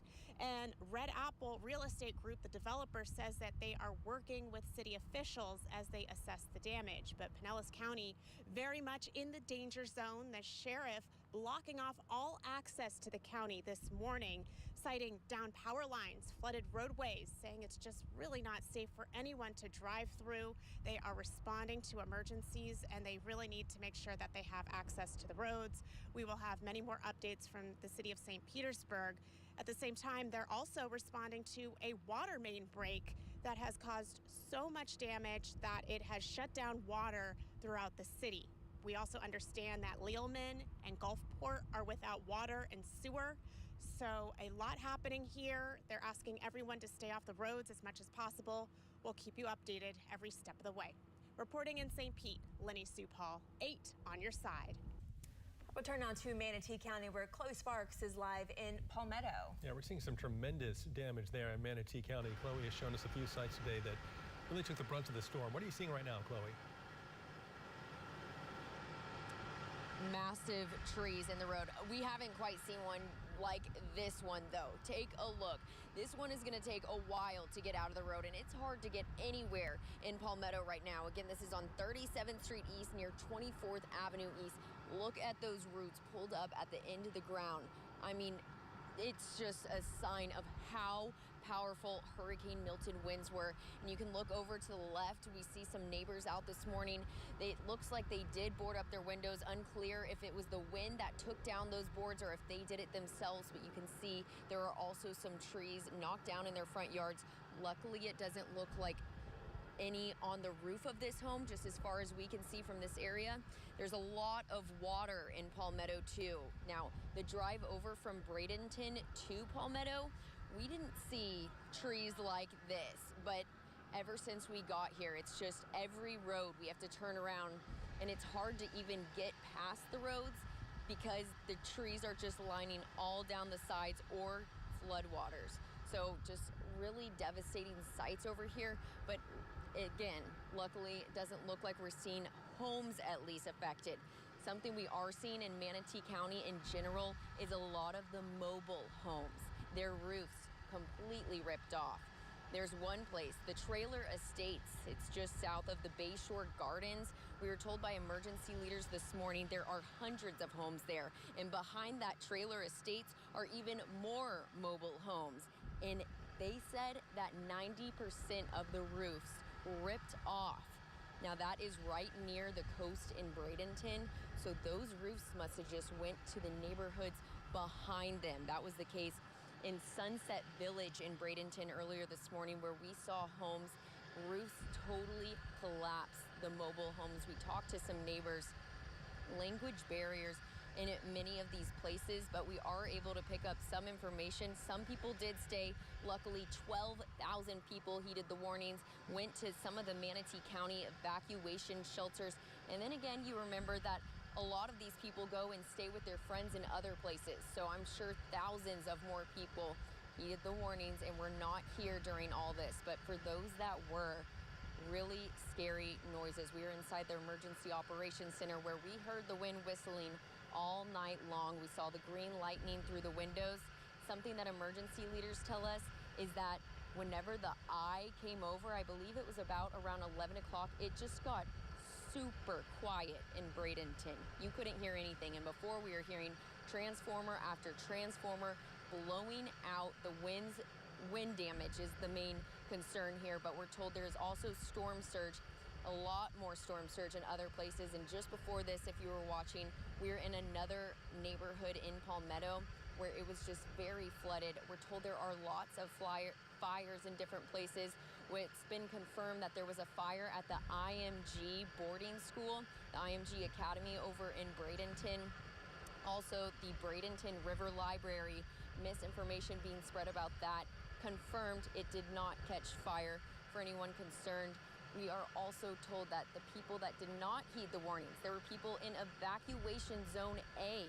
There were mandatory evacuations for A, B, C, mobile homes and RVs, and we're told those in A, a lot of them bringing in calls throughout the night as Milton was in its most powerful hour asking for help, but at the Emergency Operations Center, nothing they could do as it was locked down. Chris? All right, Chloe, I mean, it really is something to see some of the damage there. She showed us the mobile home park earlier, that tree behind her. You can see just how strong the winds were there in Manatee County and in Bradenton. Yeah, and Lee, unfortunately, I mean, we knew when the sun, came up this morning that unfortunately this is what we were going to see. Yes, we've been able to kind of get around in Pinellas and Hillsborough counties, but we knew that once you got into Manatee and Sarasota, things are going to get worse quicker. And we're starting to see even some flooding video and flooding reports coming in from all over, where the rainwater, not the surge water, but the rainwater sort of is beginning to pool in these low-lying areas. So let's talk about what we have seen with Hurricane Milton. It made landfall at 8:30 last night near Siesta Key with winds of 120 miles per hour. It's a Category 3 major hurricane in our community. The recorded surge around downtown Sarasota was 10 feet. But usually we see the highest surge a little bit farther south than where the actual landfall is. We don't have a reporting site down there, but what's going to happen is we'll get down into southern Sarasota County, and that's when we'll start to see just how high those watermarks are to see if they go any higher than 10 feet. I mentioned that there is flooding now in Pinellas and Hillsborough counties. That's because the rainfall totals north of where Milton tracked 12 to 17 inches. So let's take a look at where Milton tracked, because the 8 a.m. update, of course, this thing is way out in the Atlantic now, and good riddance, right? It's still an 85 mile per hour wind, but we're going to zoom in here. After making landfall in Siesta Key, it began to make that track toward the northeast, and it really passed right through Manatee County. So that's what Chloe was saying, is parts of Bradenton got in the eye. We haven't seen an eye of a hurricane move through the Tampa Bay area this strong since 1921. So again, it was a significant aspect that the actual eye passed through these areas. Then it passed through Parrish, made a harder turn to the north, going into Polk County, and then getting very close to Lake Wales, a city that is known for having hurricanes track through it in the center of the state. Charlie passed through it. We had both Jean and Francis in 2004 all seeming to cross through right over Lake Wales, and then that system moved out into the Atlantic. We have a couple of live pictures for you now. This is up in Crystal River. This was the area closest to where Debbie and Helene made landfall, but was actually our farthest community away from Hurricane Milton. Now you see there, it's still, there's a little ripples all over on the waters here as you head out toward Kings Bay. You can see the palm fronds still moving around, so it is still quite gusty in this community, but the rain has come to an end for the most part. There could be a little sprinkle or two because the winds are going to stay elevated over the next couple of hours. I mentioned that here's where Milton tracked across the state. Look at the difference between the rainfall that fell north of the eye versus the rainfall that fell south of the eye. I mean, we're talking 3 to 4 inches of rain at best over the last 24 hours south of where it tracked. But north of where it tracked, let's zoom in even more. Places like South Tampa got more than a foot of rain. Right along in Bradenton, 12.5 inches of rain. Also 12.5 inches of rain in Lakeland. And look at the difference between Lakeland at more than a foot and Frostproof at just less than 5 inches of rain. So it really made a difference. 10 inches of rain in Newport Richey, about 13 inches around Palm Harbor. We're going to bring in meteorologist Amanda Holly now to talk about what we can do now looking forward. Right. So luckily the rain has ended. We're not going to add on to any more of those rainfall totals because obviously they were excessive. We're concerned about the low-lying areas that are seeing the flooding right now, but also the rivers rising in the next couple of days. The winds are going to stay gusty throughout the day, though. I literally just texted my friend and said I would wait to take the shutters down because it's still going to be breezy today, and you just want to give yourself some time. I know everybody probably wants light in their house, so that's going to be tough. Breezy in the sense that we're talking 20, 25-mile-per-hour gusts, so it can make a difference. So just be careful out there. And those gusts, they're still weakened trees. Obviously, we're seeing trees down right now, but the grounds are really wet, so weakened trees and power lines could still fall in some of these slightly stronger gusts in that 25-mile-per-hour range. So just please, I urge you to use extreme caution as you start to clean up today. The storm surge threat, it is over. That was last night during landfall, but now the flooding threat becomes the rising rivers and the low-lying areas. Most of our rivers are expected to crest in moderate or major flood stage. This is a look at the current forecast river stages, and at all of the gauges across our area, pretty much all of them expected to crest in moderate or major flood stage, and not just cresting there, but possibly getting very close to or breaking records. So we're going to keep a very close eye on that. Luckily, like I said, Lee, though, we're not looking at additional significant rainfall to exacerbate any of that flooding.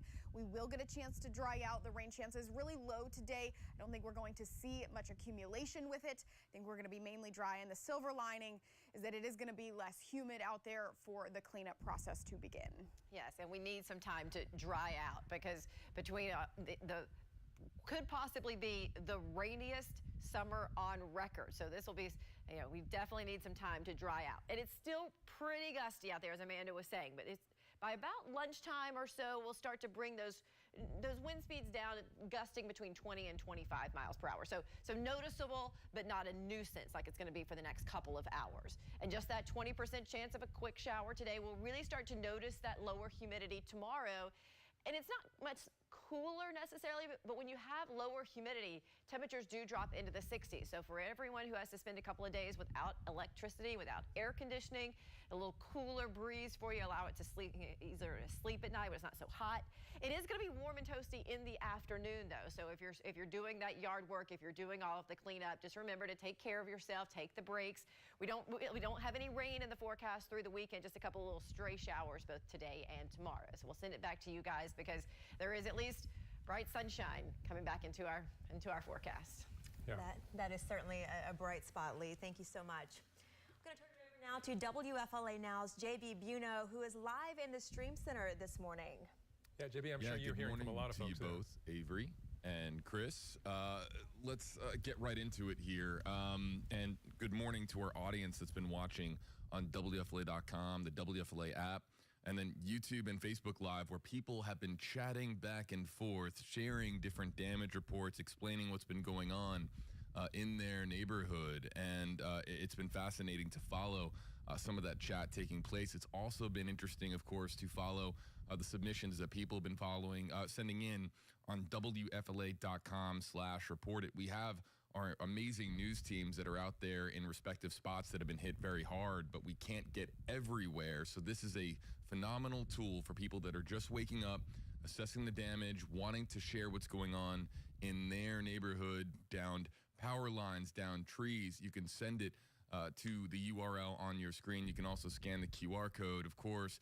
And let's get into some of the submissions that have been coming in just the last few minutes. I mean, these we are loading directly in from the most recent queue.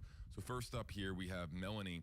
This is from Largo, Florida. She says this is Ulmerton Road and Star Key Road, and a tree. So often do we see trees coming down on either a home or on a vehicle. This one is on that Mustang in the driveway. You hate to see it, but we're seeing tons of downed trees in the area, just like you have been seeing from around the region on the morning show.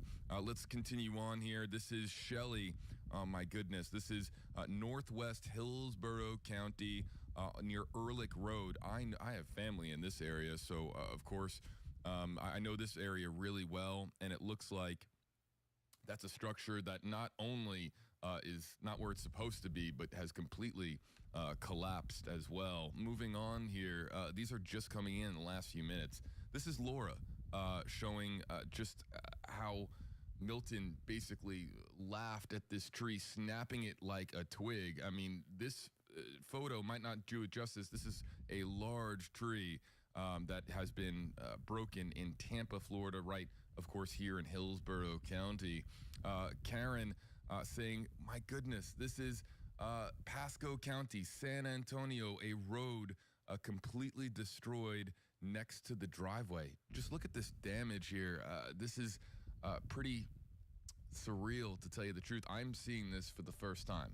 These are literally just coming into the WFLA newsroom, our team looking at these for the first time and sending them my way. Here's another shot from Karen showing what Milton did to this roadway. This almost reminds me of the sinkholes that we had in Pasco County in recent years, when all of a sudden, the ground underneath a particular roadway or property would just give in. That's the kind of effect that this looks like here. That's the feeling I'm getting.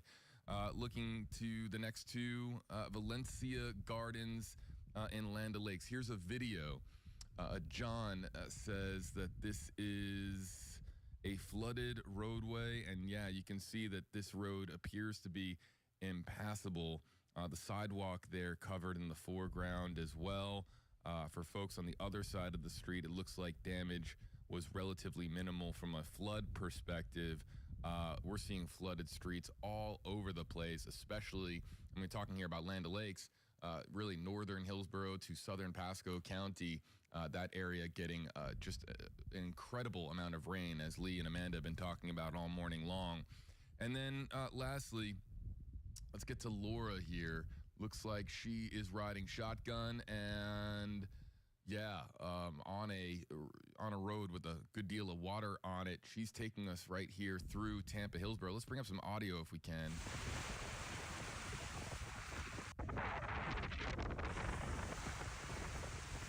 And we're seeing a lot of folks now that are getting outside, assessing the damage. We want to remind our audience that we are going to be sending, showing the photos and videos that are coming in to WFLA.com/report it. Just please do so safely and responsibly. Do not put yourself in harm's way for a photo or a video, but we're going to be showing them, of course, all morning long and on the stream. The conversation continues on the WFLA Facebook page, the WFLA YouTube page. I'll be there in just a few minutes to start answering some questions from people. Now that we have first light, people are walking outside and looking at what Hurricane Milton has left behind. We'll send it back to you in the studio. All right, thank you, JB. These photos and videos from all of you out there are really helping paint the picture of exactly what happened when this hurricane moved through. All right, we'll take a quick break real quick, and our Hurricane Milton coverage continues next. Stay with us. The power is out. You're hot, bored, and the food is bad. Everybody here back with you. Let's say hi to the chat. Good morning to our chat.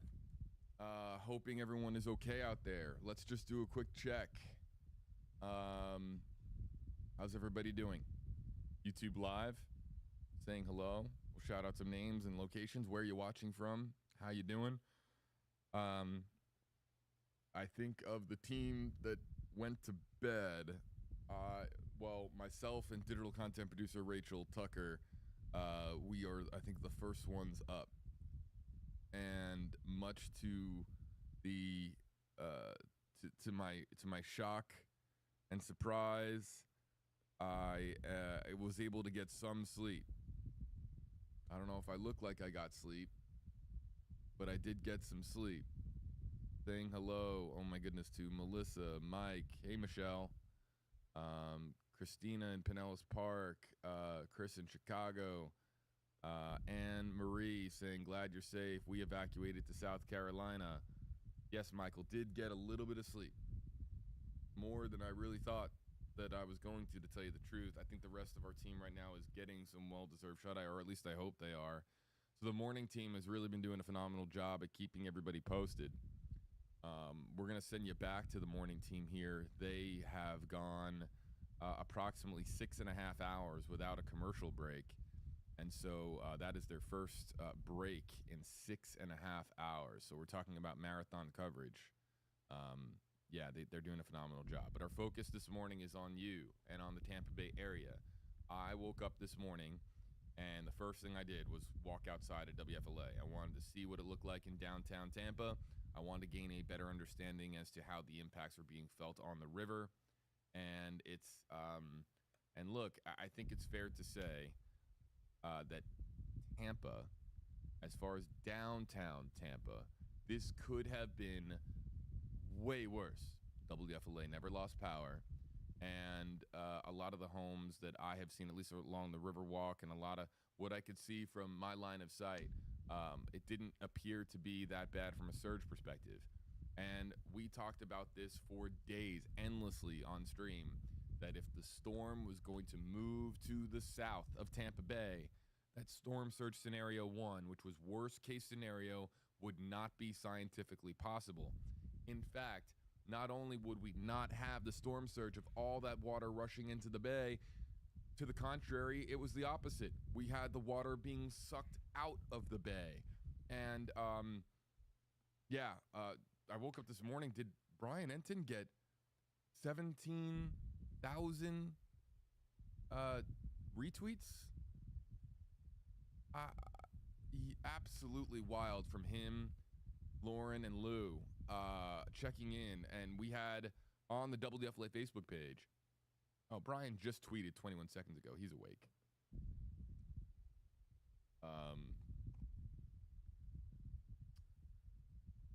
Let's see here. Yeah, his video showing an empty Tampa Bay received 18,000 retweets, reaching 18 million people.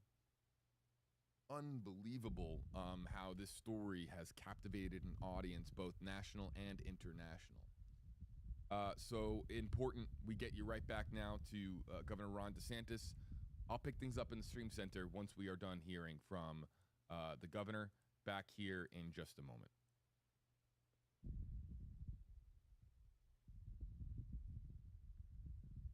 Rising along northeast and west central Florida rivers and waterways, with many forecasts to remain within or reach moderate to flood stage over the next day or so. We had over 80,000 people that were into shelters overnight as the storm hit the state. We will better understand the extent of the damage as the day progresses. And you have people that are out there assessing damage right now. First responders have been working all through the night to help people who were in distress. And what we can say is the storm was significant, but thankfully this was not the worst case scenario. The storm did weaken before landfall, and the storm surge, as initially reported, has not been as significant overall as what was observed for Hurricane Helene. Right now, it looks like Sarasota County had the most significant storm surge, likely somewhere between 8 to 10 feet. And remember, with Helene, we had 15 to 20 feet up in Taylor County. Rescue missions have been underway throughout the night. State search and rescue teams report at least 48 individuals have been rescued as of 0630. National Guard search and rescue teams have worked overnight and successfully executed rescues of families and pets on the West Coast and from the destruction of the tornadoes in the central and eastern parts of Florida. The Guard continues to work into the morning and have 31 rescue aircraft operational and hundreds of rescuers engaged in over 125 active missions in 26 different counties. Over 6,500 soldiers are deployed throughout the state. Florida Fish and Wildlife Commission has made land and water rescues in Pinellas, Hillsborough, and Pasco County. The State Guard has also been engaged in search and rescue, assisting with floodwater evacuations as well as damage assessments. There are currently 3.1 million accounts without power. There have been 635,000 restorations since Hurricane Milton hit Florida. The areas that have the most significant outages as of this morning are Hillsborough, 75% out, Hardy, 97% out, Manatee, 82% out, Pinellas, 68% out, and Sarasota, 75% out. Of course, there are 50,000 plus linemen that have been pre-staged. A lot of what they'll do this morning is likely assess the damage and then begin restoration operations very quickly. And we appreciate everybody that's in that fight, because that's very important for a lot of people. Cut and toss have begun at first light by the Florida Department of Transportation. 328 crews are active in the field with over 350 pieces of heavy equipment and trucks.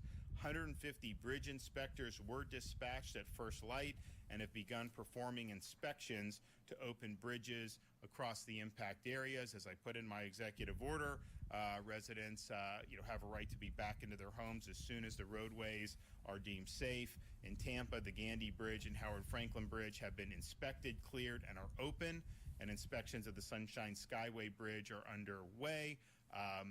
There is debris on the Sunshine Skyway as well as the Courtney Campbell, but once that debris is clear, we anticipate those bridges opening later this morning. Other bridges are being opened as soon as the state inspections are completed. The Tampa Airport is repairing minimal damage and should be open no later than tomorrow. Seaports are awaiting Coast Guard channel surveys to reopen waterside, but as of now, our initial assessments is they will likely be able to resume operations very quickly. We still have a lot of school closures for today. I think Floridians should just keep in contact with their local officials about what that's going to be. I would imagine a lot of the schools that were not necessarily in the direct path of the storm will be open tomorrow. It may take a few more days for some of the places that were harder hit. Now, as you survey damage and clean up, please be cautious of hazards. We have post-storm fatalities almost every storm, and a lot of these fatalities are avoidable. So please be cautious of downed power lines. Don't touch them. Don't remove tree debris that may be entangled with downed power lines. Standing water can conceal downed power lines and other hazards, so please be mindful and never walk through storm waters.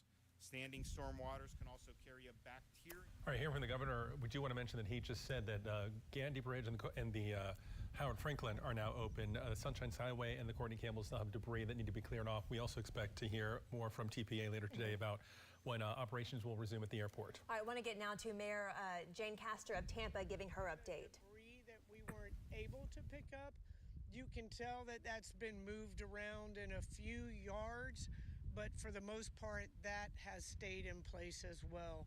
So I saw one boat that was sunk, a few boats pushed here and there, but not the coastal damage that we saw from Helene.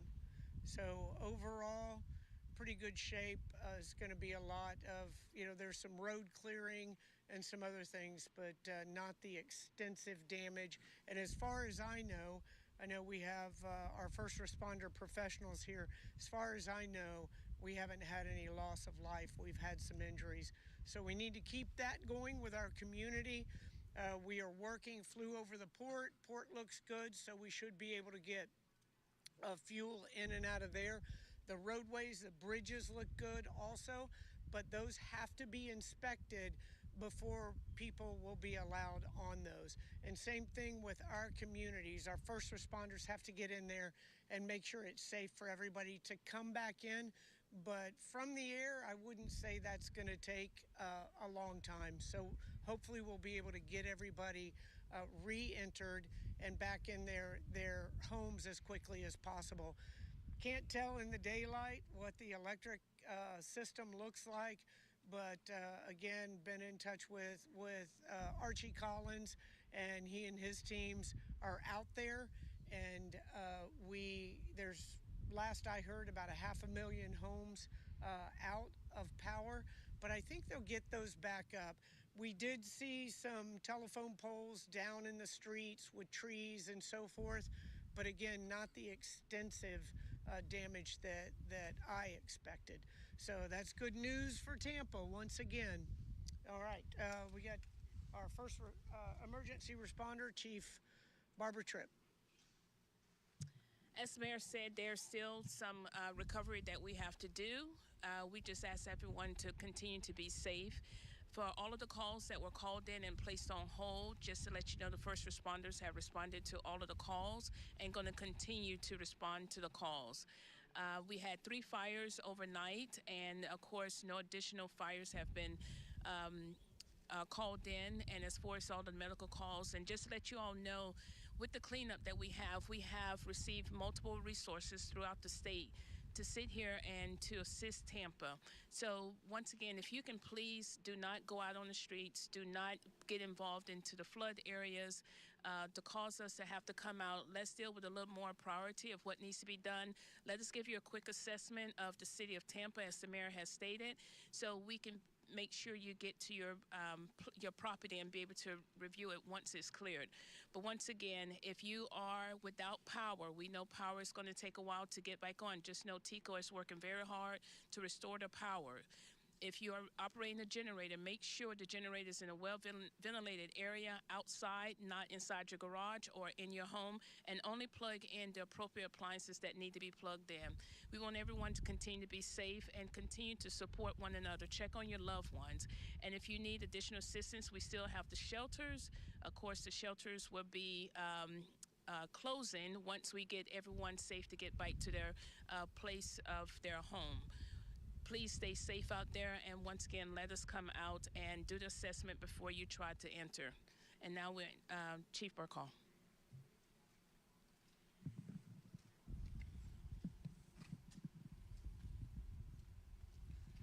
Everyone's safety is our top priority, and that's why you'll see road closures out there. We have our police officers out closing down certain hot spots where we see amount of power lines and trees down and flooding. So we will, at the end of this, provide you a link to a map that'll show you that our road closures are there. Please do not drive on the roads now, regardless of where you're going. It is not safe until we can clear all the roads. Go to our website, tampa.gov. You can also, if you're interested in volunteering to assist us, there's a place where you can register that. It's tampa.gov/help Tampa. So anybody that wants to volunteer to assist us in cleaning the roads, please use that resource. As I said, safety is important. Our first responders are out there. They're saving lives. They're making a difference. Last night, when the storm was picking up, we had an opportunity to go out and save a family of 15. They were in their house when a tree fell on the roof and water was coming in. They called 911. Fortunately, at that time, we were able to get there and safely evacuate all 15, including the children. In addition to that, our officers are out there now. We're actually cutting down trees, working with the city, making everything as safe as possible. So please stay off the roads until we can make sure everything's safe. And Maribel? Buenos días, residentes de Tampa. I've been listening to the mayor, police chief, and fire chief of the city of Tampa giving their assessment of what happened overnight here with Milton, saying that the coastal damage that Tampa saw in Helene wasn't quite as extensive with this go-around is kind of what they observed. Yeah, the mayor, they took an aerial tour, and the mayor says that this is not the same storm as what we went through. They saw a lot of trees down, some power poles, things like that.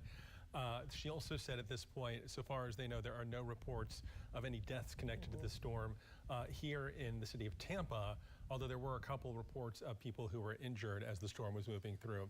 But again, they're still making their evaluation of the entire area. It sounds largely like in Tampa, it's going to be a matter of just clearing some of the roads. Right, a lot of down trees, a lot of down power lines right now. We've seen a lot of the pictures from that coming in this morning. Shannon Bankin driving around Hillsborough County right now, going to give us a better look. Oh, you're out of the car right now. Where are you at, Shannon? Yes, Chris and Avery, we have been driving around, and we're still in the Dana Shores neighborhood, and this house caught our eye here. You can see, first I want to show you the pool cage that collapsed, and it's interesting because some of these houses have no damage at all, and some have pool cages or other damage, and you can see, if we can point the camera across the canal here, there's another pool cage that came down. So there's a couple pool cages, but then you see other houses that appear completely untouched. But unfortunately, this house, it starts with the roof. If you pan up here, you can see that the roof started to peel away from this side of the house, and it took a good portion of the roof, and it's actually inside the pool. So part of the roof fell. You can see the black part of the roof there, and the pool cage is inside the pool. And from the other angle, I was able to see that part of the roof is in the neighbor's pool as well. So it doesn't appear anyone's home here. It looks like this family evacuated. I did speak with a neighbor that says that they think that they are not here. So I don't know if they're aware of this damage yet. It's heartbreaking because they're going to come home to see this severe damage to their house here in Dana Shores. I did speak with the homeowner, or actually the resident next door. This house over here, it's good, but they told me the reason why they're here renting the house is because in Helene, their house that they owned just one street over flooded. So they had to move out of that house. They got everything that they own out of the house. There's a debris pile outside. So they came here today to check on the house that they own, hoping that it wouldn't be flooded again or damaged again, and it's not. And this house that they're renting, and they feared that they wouldn't be able to come back in. But fortunately for them, that house is in good condition. The neighbor, though, not so lucky. Back to you guys. All right, yeah, that's a 1-2 punch for some of those folks. All right, thank you, Shannon. And head now to Pasco County this morning. Brianda Villegas standing by there with the current conditions there in Wesley Chapel. I know that there are so many power outages there in Pasco too, Brianda.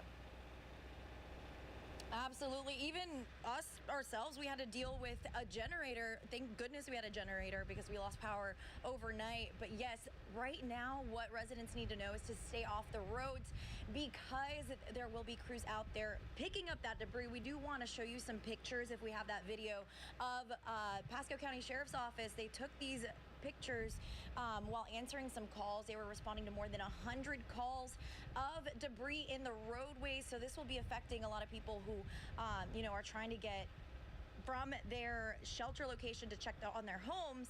And that's why officials are strongly suggesting residents not do that because, it's so important to keep those roads open for those essential workers to, get the city back up and running, get the county back up and running. There are so many power crews that are currently here. They're currently working on getting the power back up for residents because there are a lot of power outages here in Pasco County.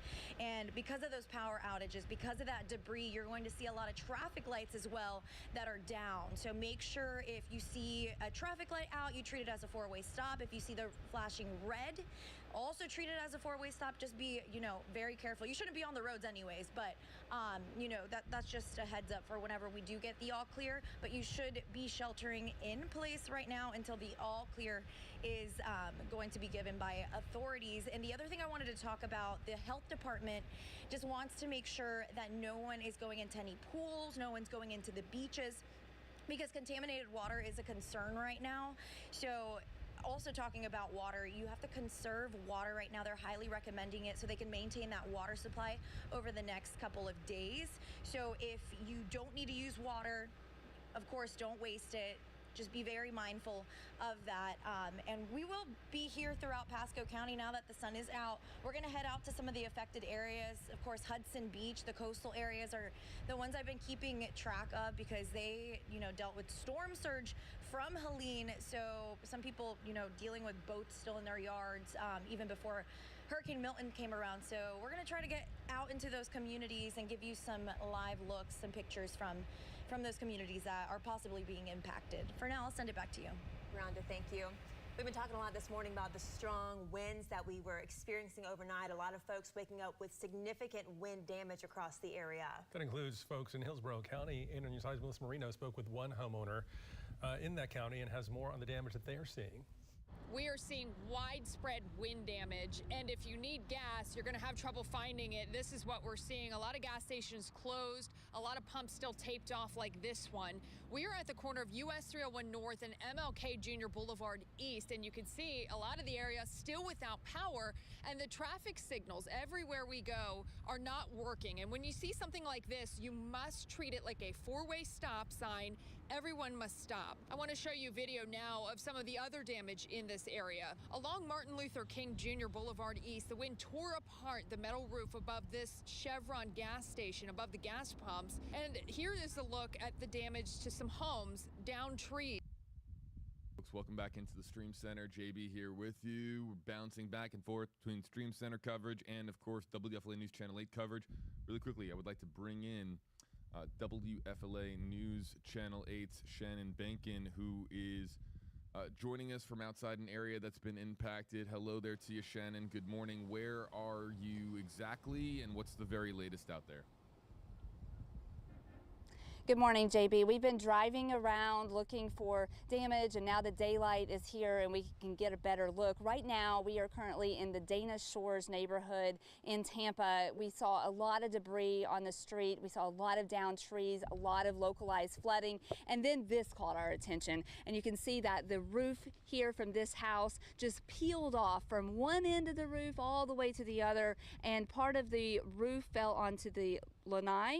That pool cage is now inside the pool, and the roof is on top of that. And from the other side of this house, you can see that part of the roof ended up in the neighbor's pool as well.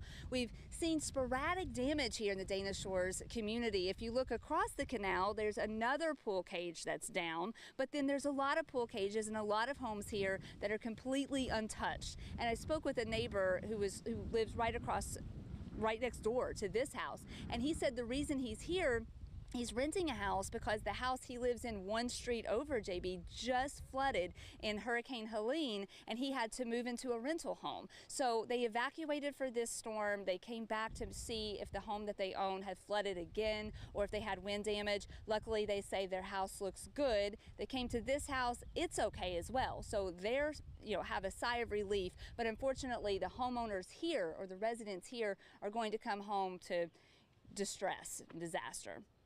Shannon, let's just say when it comes to pools, that's somewhat of an area of expertise, something you know a little bit about, having covered so many pool companies in the area as part of Better Call Bankin. What is the process here to getting something like this repaired, rebuilt?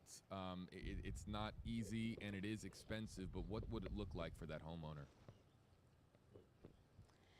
You're right, it's not easy, it is very expensive, and it depends on the demand, and seeing things like this means the demand's going to go up. The cost of aluminum is up. This pool cage does not appear to be that new, so I would surmise that perhaps the cost of replacing it now is going to be a lot higher than when they first put it up. I've talked to some pool contractors that say from Helene they saw pools with sand in them.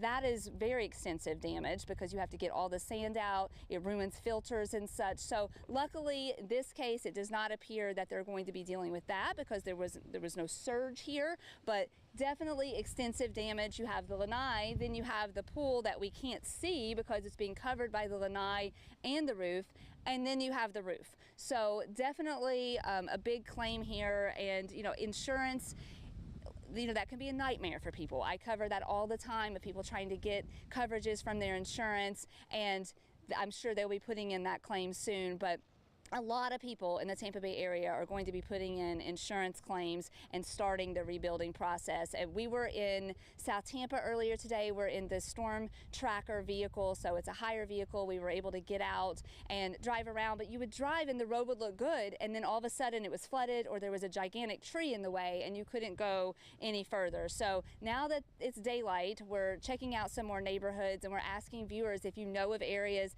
that we should check out in our storm tracker. Please call the newsroom, email us, let us know. Yeah, the insurance thing was really the thing I was getting at, because while you're waiting for insurance paperwork to be processed in some unknown location, you're staring out into your backyard and seeing your dream pool backyard, caved in like that. That's just absolutely awful to see, and that's a period that doesn't last weeks, folks. It usually can last many, many months. Depending, of course, on, as Shannon outlined, the demand Shannon, I know you're in the Max Fender 8 vehicle. We would love to spotlight your travels in the Max Fender 8 vehicle. So why don't you stay in touch with me if you can, because even over the course of the morning, are you with Jim? I would imagine you're with Jim. Yes, I am with Jim. And before we get to that, though, you brought up a great point, JB. If you come home and you see damage like this, the first thing you need to do is take a lot of photographs of the damage. And hopefully you have some photographs from before the damage. I've been warning people for weeks now, take pictures before. Just go ahead and take pictures before the next storm. Make sure you have some pictures of what your house looked like before the damage. Take plenty of pictures after, because I'm sure that the adjusters that work for these insurance companies, they are going to be overwhelmed.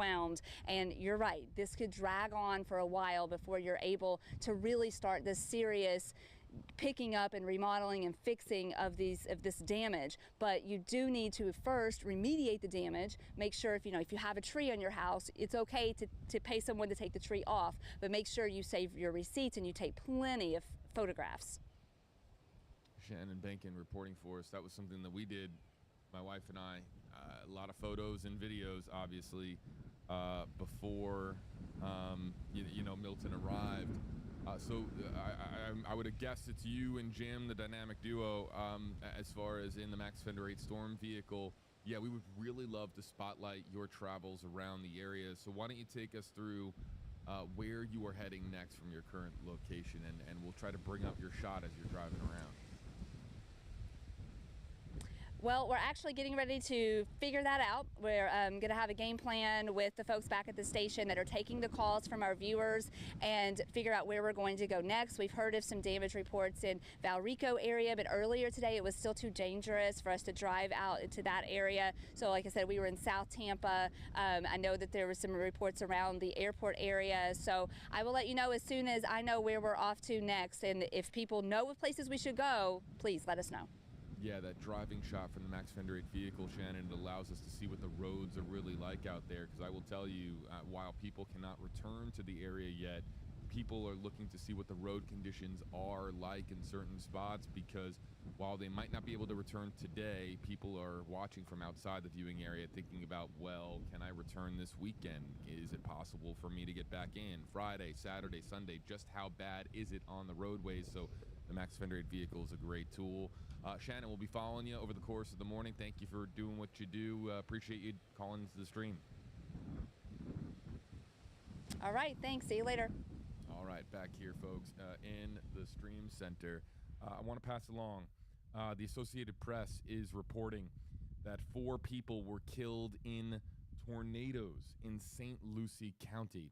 And the thing, excuse me, the thing about St. Lucie County as well that I should note is that the sheriff's office there got hit by a tornado.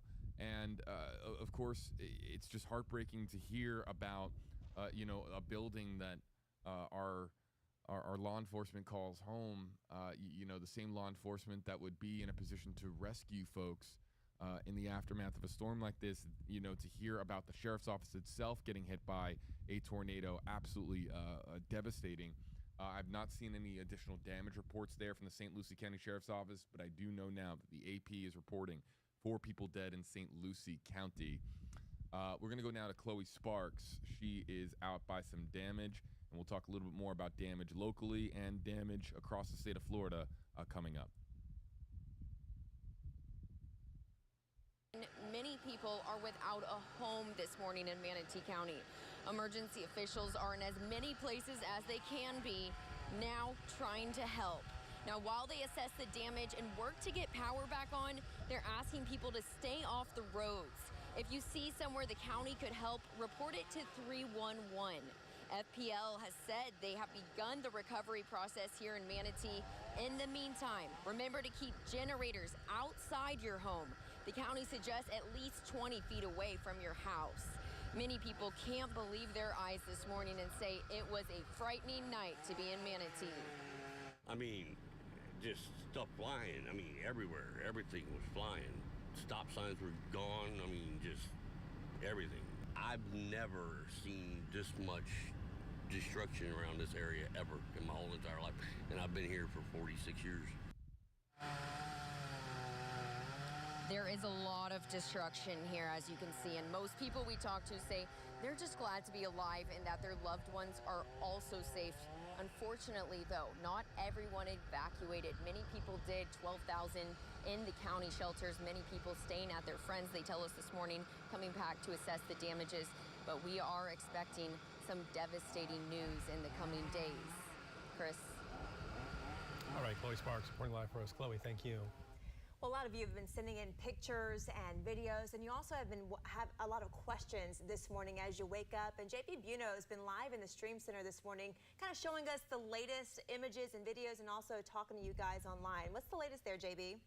Yeah, good morning to you both, Chris and Avery. I can hear you a little bit better now from the Stream Center. And yeah, Report It is, pun not intended, getting flooded with photos and videos, different images that are coming in and telling a story.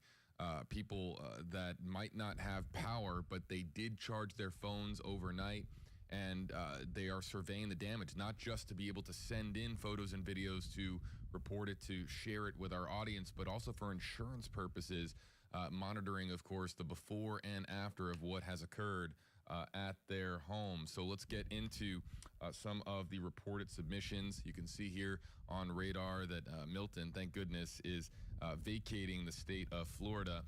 This is Lara. Debris from Milton. If you look closely here, what this appears to be is a balcony from overhead that fell down. This occurring last night, and Lara sending this in this morning to WFLA.com/reported. Next up in the queue, look at this. The mailbox underwater. This is Julie sending this in North Lakeland. You can see the water moving in from the street onto her front yard. We're seeing tons of photos of people looking out on their front yards, and instead of seeing grass, they're seeing several inches of water. Moving on here in the queue, next up, we have Trenton from Lithia and Brandon, Florida. And there you can see some more paneling that has just kind of it looks like it's been displaced, obviously. And this is what we're talking about with flying debris, not even just the paneling itself, but even pieces of paneling that can be shrapnel and that can be extremely dangerous for people that are walking about in a hurricane. So that's why we so often discourage people from going outside when a major Category 3 hurricane, even a Category 2 hurricane. It's of paramount importance, of course, that people are staying inside and heeding the advice of local officials and our meteorologists. Moving on here, we also have in the queue on WFLA.com/reported. This is more from Trenton, showing some more of the damage that occurred in the Lithia, Brandon, Florida area. Check this out from Samantha. This is South Tampa Hospital. Bring up some audio here. So showing just, yeah, you can hear them there, and you can hear just some of the winds there too. The floodwaters that rose up here at South Tampa Hospital, capturing this overnight, and clearly not able to get out this particular exit. Looks like they just snuck their head outside the exit just to take this video. We've got Julie in Lakeland. I'm not sure what Julie is on here. It's kind of hard to see exactly, but she is making her way down a flooded street, and this looks like it was just as the sun was coming up in Lakeland. She says there was a pond nearby, but that pond flooded, and of course causing that much water in the road.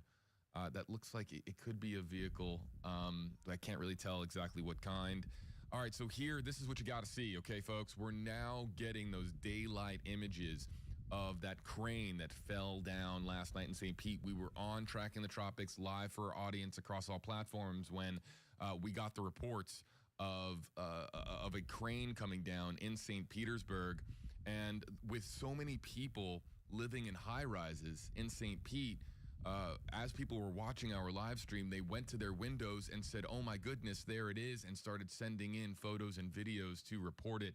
And now that we have first light, now that the sun is up, we're able to see the extent of the damage with the crane falling into the corner of that office building.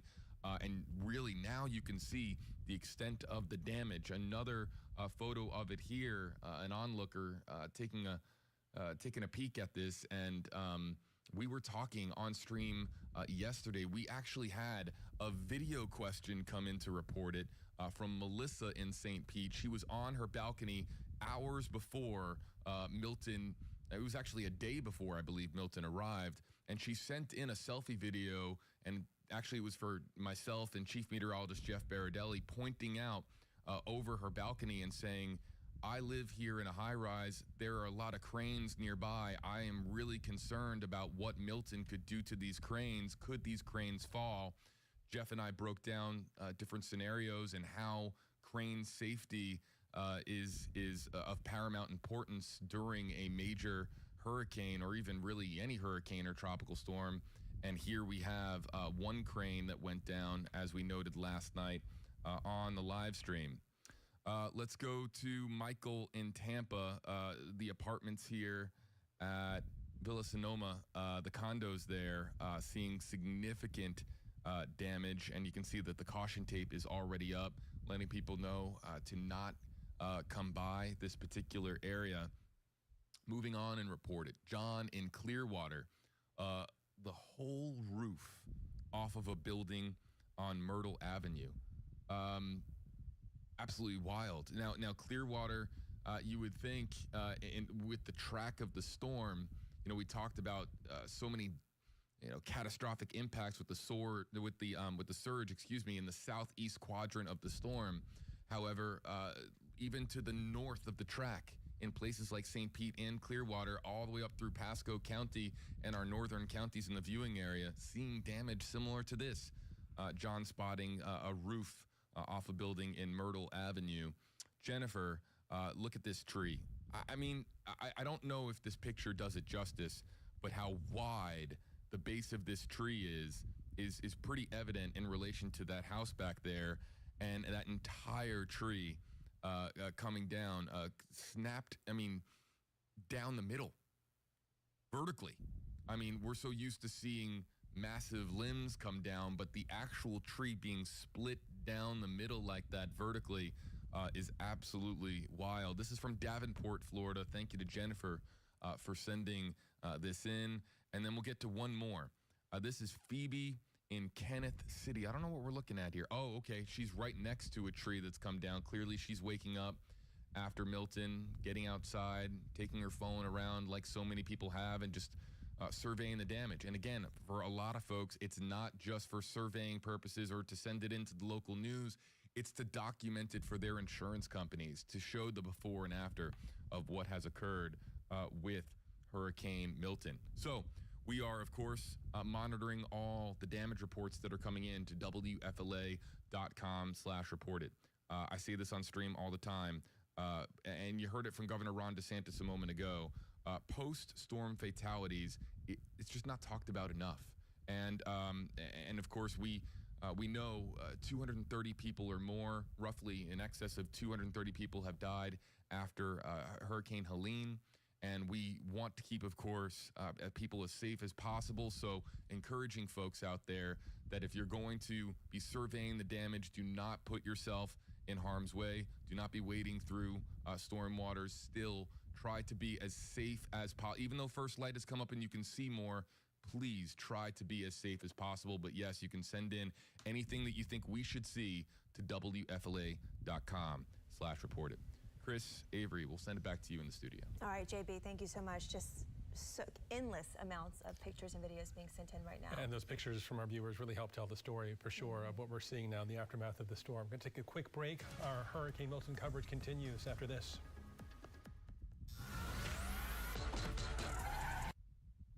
And back here with you live, folks, doing hits for WFLA News Channel 8 in addition to balancing our stream audience. Can I answer some questions really quickly for folks? I'll do my very best. Diane, the first one I see that's very kind, asking about my family. My family is not in the area or at least my immediate family not in the area. I do have some family, of course, that did stay.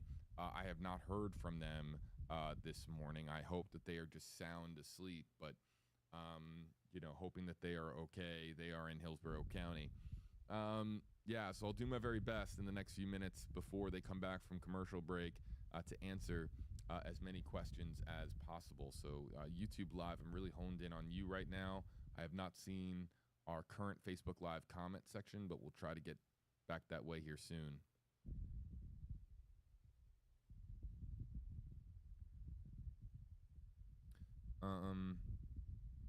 Yeah, Lynn, thank you. #KJB to be featured. It's a lot, So Gibsonton, asking if there's any information about Gibsonton. I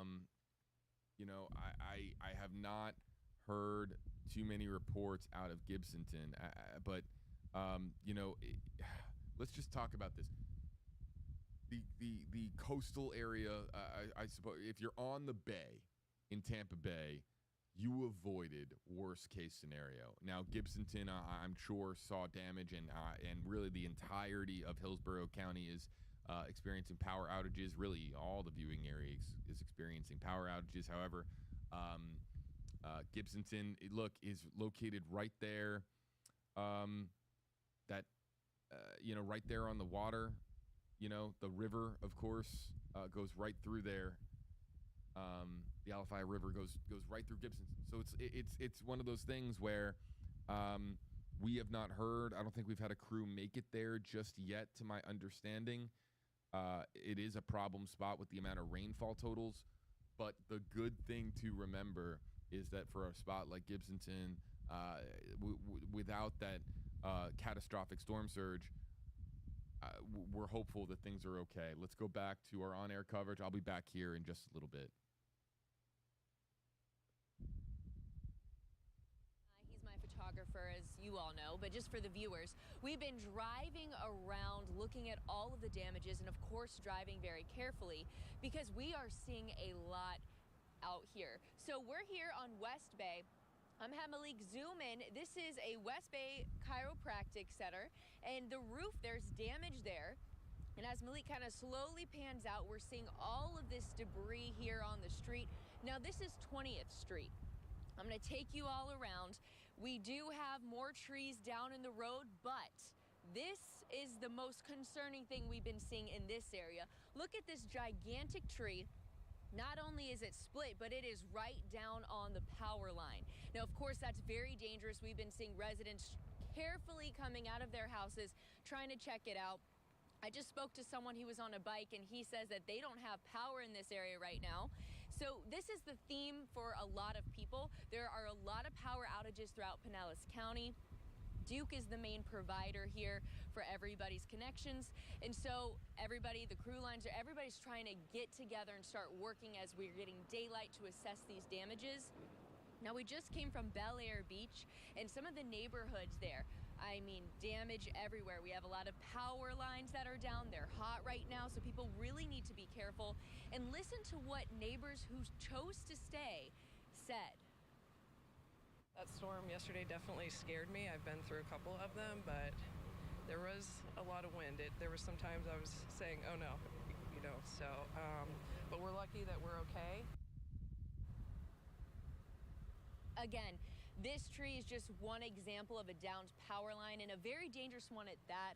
So like I said, we're getting daylight. We're starting to see more. We're trying to assess some damages. Law enforcement is out. And we're actually seeing more people that are out and about on the streets. So we're just letting everyone know, please be careful, because we haven't gotten the all clear yet to be out on the streets. Now, some things are starting to open more, like the barrier islands, and we're going to go around and check more beach accesses and try to assess the damage there. So for now, we're live in Pinellas County. I'm Alessandra Young, and my photographer is Malik. 8 on your side. All right, Alessandra, thank you. We're continuing now on in Polk County in Lakeland. And that's where we find Beth Rousseau live for us this morning with Charles, the photographer. Hey there, Beth. Charles, the photographer, is here, rain boots, shorts and all. He's been through it with me this morning. Driving around, he's the one that's been driving through Polk County, kind of amazed at this point because you got a lot of this. Got a lot of trees down. That's just signifying the strong, strong winds, the hurricane. saw sweep through this area. What you're looking at right now, this is Lake Mirror. So this is where a lot of people will come. They'll walk around the lake. Polk County leaders let us know yesterday, leading up to this event, that they were really, really concerned about flooding with these lakes, with the rivers, with them swelling. And that's exactly what we saw. So we're going to walk you down here just a little bit. Like I said, it's a little bit of a maze, lots of tree limbs that are down. As we were talking to some families that have been out here, you can see more and more people getting out, taking a look at the damage for themselves. Be careful on the roads if that is what you're up to this morning. But the families tell us that this damage is worse than what they're used to when a storm moves through the area, and it's worse than what they expected. A lot of them were caught off guard, didn't necessarily prep the way that they would have normally if they'd known that they were going to see this type of flooding, if they knew they were going to see these types of tree limbs that are down. As we're driving around the area, see Charles walking right around one of those trees. As we're driving around the area, there's trees that are blocking roads, but there's also traffic lights that are just hanging down and in your way as you're driving around. That's why first responders don't want you out on the road. As I talk about the lake swelling, you can see this water normally in the lake. This is part of the walkway for Lake Mirror. This is in many areas around the lake where people normally would be walking, specifically the promenade area right over there. That is completely covered in water this morning. Now again, the flooding that we're seeing here, not necessarily the worst of the damage. There are some areas of Lakeland and Polk County, severe flooding up around homes, families having to be rescued there. I was actually talking to Amanda Hawley just a short time ago about how much water Polk County saw from rain, and it really varies in a very big way. South County, she said, about 5 inches, to North County, 16 inches. That is a huge difference, and you can definitely tell the areas where that rain was heaviest. As for here in downtown Lakeland, we're talking about 13 inches, she told me, of water. Again, that's why you see these lakes swelling. If we walk a little further even, you can actually see down the road where some of the road is covered with the water. Cars have been moving through that this morning. We've seen that in a number of areas. Be safe if you're going to be out and about. First responders say, actually, please don't stay home where you are, because there are power lines that are down and they're still working to respond to those calls. Thousands of people throughout Polk County are without electricity at this point, so be patient. Crews, we saw them coming into the city this morning. They're working to get that restored. We'll keep you updated. Chris, Avery. Yeah, that's incredible, Beth. It's tough to tell where the lake begins, where it's supposed to begin anyways. Yeah, I think I just know because I grew up here and I spent so much time here, but normally you can walk all the way here, and there's actually steps that lead down into the lake. Clearly that is not the case this morning, so it'll be a while before this water clears out of this area. This is fresh water, it's rain, so it's not like this is going to recede. This is a lake, so that's another concern for them. Wow. Certainly so. All right, Beth, thank you so much, live in Polk County for us this morning. Well, officers rescued 19 people in Tampa early this morning. They were staying together for the storm when a tree fell on their house. So police took everyone to a shelter, even shutting off power to the home just in case. Officers sent us the video of the rescue. We're sharing that with you now. Carry and start lining up. When the cars get here, we'll start getting guys. Grab her on the arm. He's gonna grab her on. I'm gonna grab her on. Okay. I mean, it's good for me to shut it. I'm gonna shut it down. It's okay, Bubba. It's okay. It's okay. You're okay. That's it. That's it. Let's go. We got 3. Everyone, you have 3 people with you? 3 juveniles. They're out to the shelter. I got you, Bubba. Yeah, right behind him. Right behind him. There we go.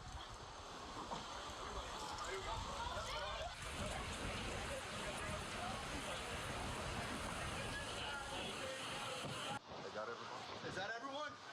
No. Hey, Grandma coming. We got more coming.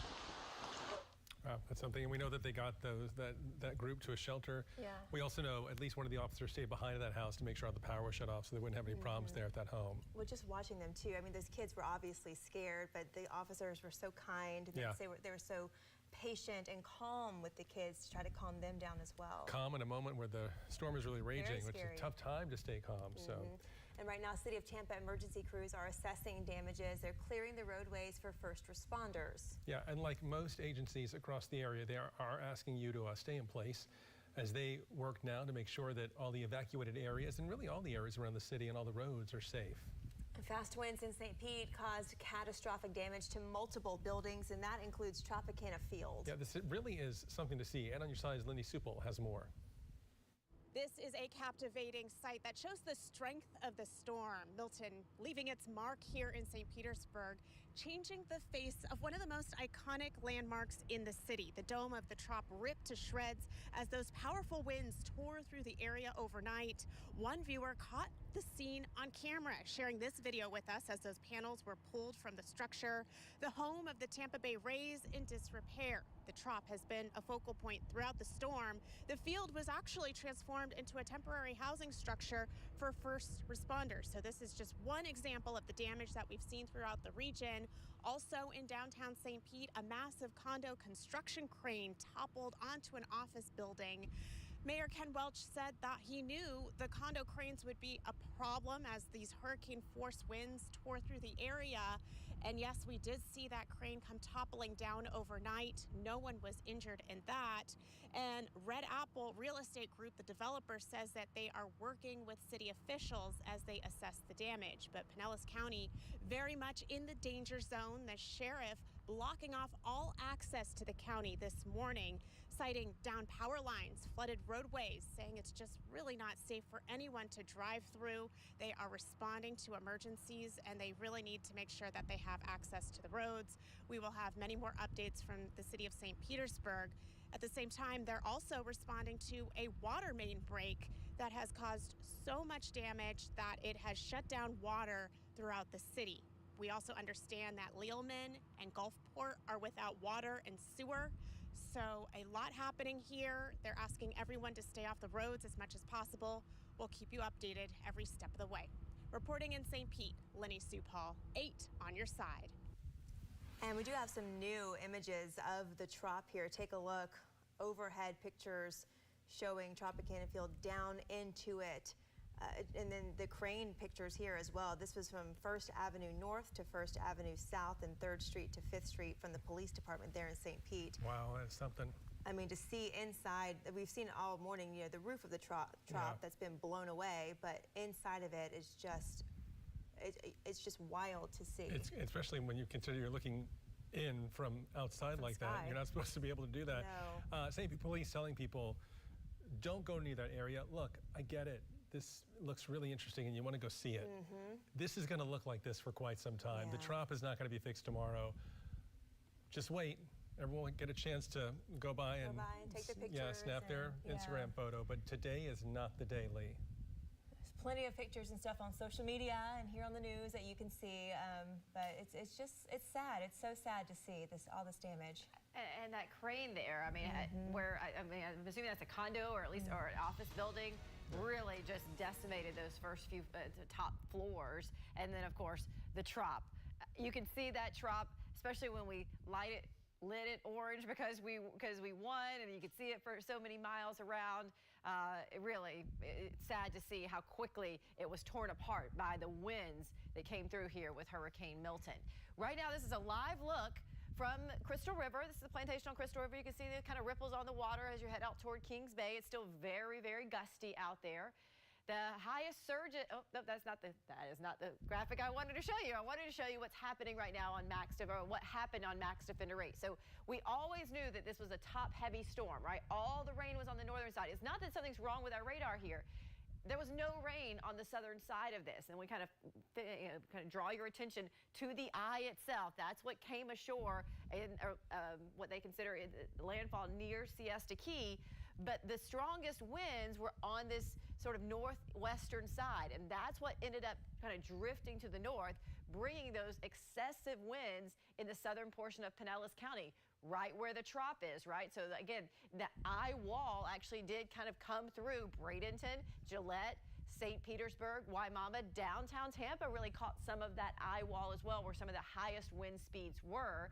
And then that track north through Riverview, Valrico, into Lakeland. Again, a lot less rain on the southern side of this the entire time. And now, thankfully, there's a lot less rain across the entire region.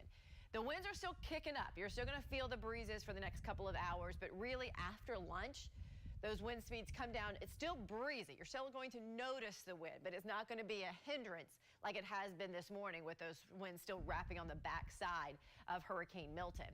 So it will be staying breezy through the day today. You could get some sunshine, but there's still going to be lingering clouds around. A high of about 79 degrees, which is below average. But notice those wind speeds north at 20 miles per hour, helping to bring in some lower humidity, so it should be a little cooler tonight. We're going to bring in meteorologist Amanda Holly because we know that this system had all the threats that could happen with it, and then they did. Sure enough, we saw all 5 things that we have been talking about for pretty much the past 5 days happen across our entire area. That is the official track of Milton. It is continuing to move away from our area, bringing us less and less effect over the next few hours, which is great news. But zooming in here, this center path really split our area in half. We cover all the way up to Citrus County, all the way down to Sarasota and Highlands County, and it split our area in half. But this is just where the center of the storm goes. I want to show you why we say do not focus on the center. We were focusing on a specific center for the storm surge, but our entire area saw many different threats, including tornado warnings. There were 98 warnings issued in the entire state of Florida yesterday as those outer rain bands moved through. And unfortunately, a lot of those warnings had an actual tornado on the ground with them. Not just an actual tornado, but a very large destructive tornado. So this was on the southern half of the storm that experienced a lot of those tornado warnings. We had 10 to 16 inches of rainfall, but that was on the northern side of this system. This swath of 10 to 16 inches now leading to low-lying flooding, and we're watching for those rising rivers. The wind speeds, a Category 3, a major hurricane, made landfall in our area for the first time in 103 years.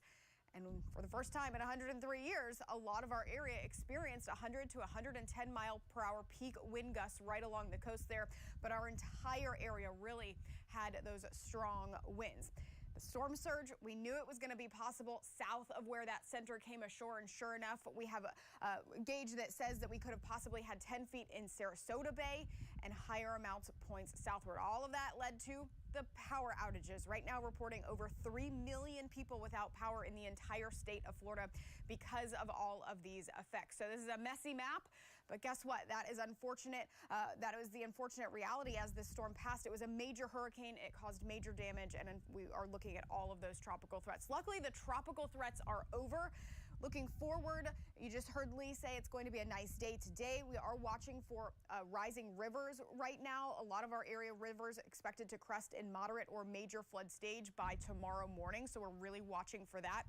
The good news is that we're not going to see additional rainfall, so they will crest tomorrow morning and then slowly recede through the weekend, Lee. But luckily, we're drying out. It's going to feel nicer. We got temperatures in the 60s tonight. Yes, as opposed to after Hurricane Helene, the humidity actually rose. So it got really humid and really tough for all those people doing work outside. It was very sweaty. It was very dangerous because, again, you're so, heat exhaustion really becomes a threat. It shouldn't be warm, but it should be less humid during the day, and it should be breezy, which is nice, and cooler at night. So if you don't have power for a while, dropping down into the 60s will allow sleeping to be a little more comfortable. But more importantly, it's also going to limit our rain chances. And after getting more than a foot of rain in some places, it is nice to dry out. Next week, we may add in a few showers as we head into Tuesday and Wednesday, possibly with another cold front, but we're going to focus in on the fact that we're having the less humid air coming in now behind Hurricane Milton. That does sound good. All right, thanks so much, Lee. We'll take a quick break right now. We'll be back with more Hurricane Milton coverage after this. Because of that. And back here with you on Tracking the Tropics. We are now with the Max Fender 8 Storm vehicle. And of course, 8 on your sides, Shannon Benkin. Shannon, good to see you riding shotgun there with Jim. Where are you? Take us through exactly what you're seeing on the roads and give us an updated location. So we are in Town and Country right now, and this is what we're seeing, a lot of flooding. And I tell you, we wouldn't be driving through this if the sheriff didn't just tell us that our vehicle would be okay. So you can see that there's some cars that are going through some questionable water in front of us, and there's actually a checkpoint where the sheriff's deputies are looking at people's cars and kind of making a judgment call on whether they should turn around or whether they can still go forward. But we're at Stillbrook Webb Road, a memorial highway right now. And we've been driving for quite a while with flooded roadways. People are trying to get through. I would imagine a lot of these people are to get back home to check on their houses, and the roads here are not cooperating. What are some of the observations that you have made this? I mean, are you seeing people out and about? I would imagine a lot of people walking around with phones in their hands. Yes, we're just starting to see more people now come back. We've been at this, for a long time when it was dark outside. So when it was dark, of course, we didn't see hardly anybody. And now that the light is here, more and more people are venturing out. We're seeing a lot more traffic on the roadways. Unfortunately, we're seeing a lot of cars that, especially in this area, in Town and Country and Dana Shores, that are flooded. People who had cars in their driveways or in their yards, and they're flooded. We saw one truck that was stuck in a ditch. A lot of people with some damage, and the people, again, I think a lot of the folks we're seeing now are trying to get home. The sheriff's deputy we spoke to said that's what people are telling him when they try to come through, and he's like, I don't think you should drive your car through. But the little Mazda in front of us seems to be doing okay. Hopefully they don't get stalled out. All right, Shannon Benkin for us. One more time, exactly where are you and where are you heading? We are in Dana Shores Town and Country area right now. You can see there's a guy on the bike. You see him there coming toward us. We're on Memorial Highway going toward Hillsboro right now. All right, Shannon Benkin, we're going to put your shot up in a triple box and stream it alongside our on-air coverage. Good luck out there and be safe. Okay, thank you. All right, Shannon Benkin reporting for us. Let's get back to your on-air coverage on WFLA News Channel 8.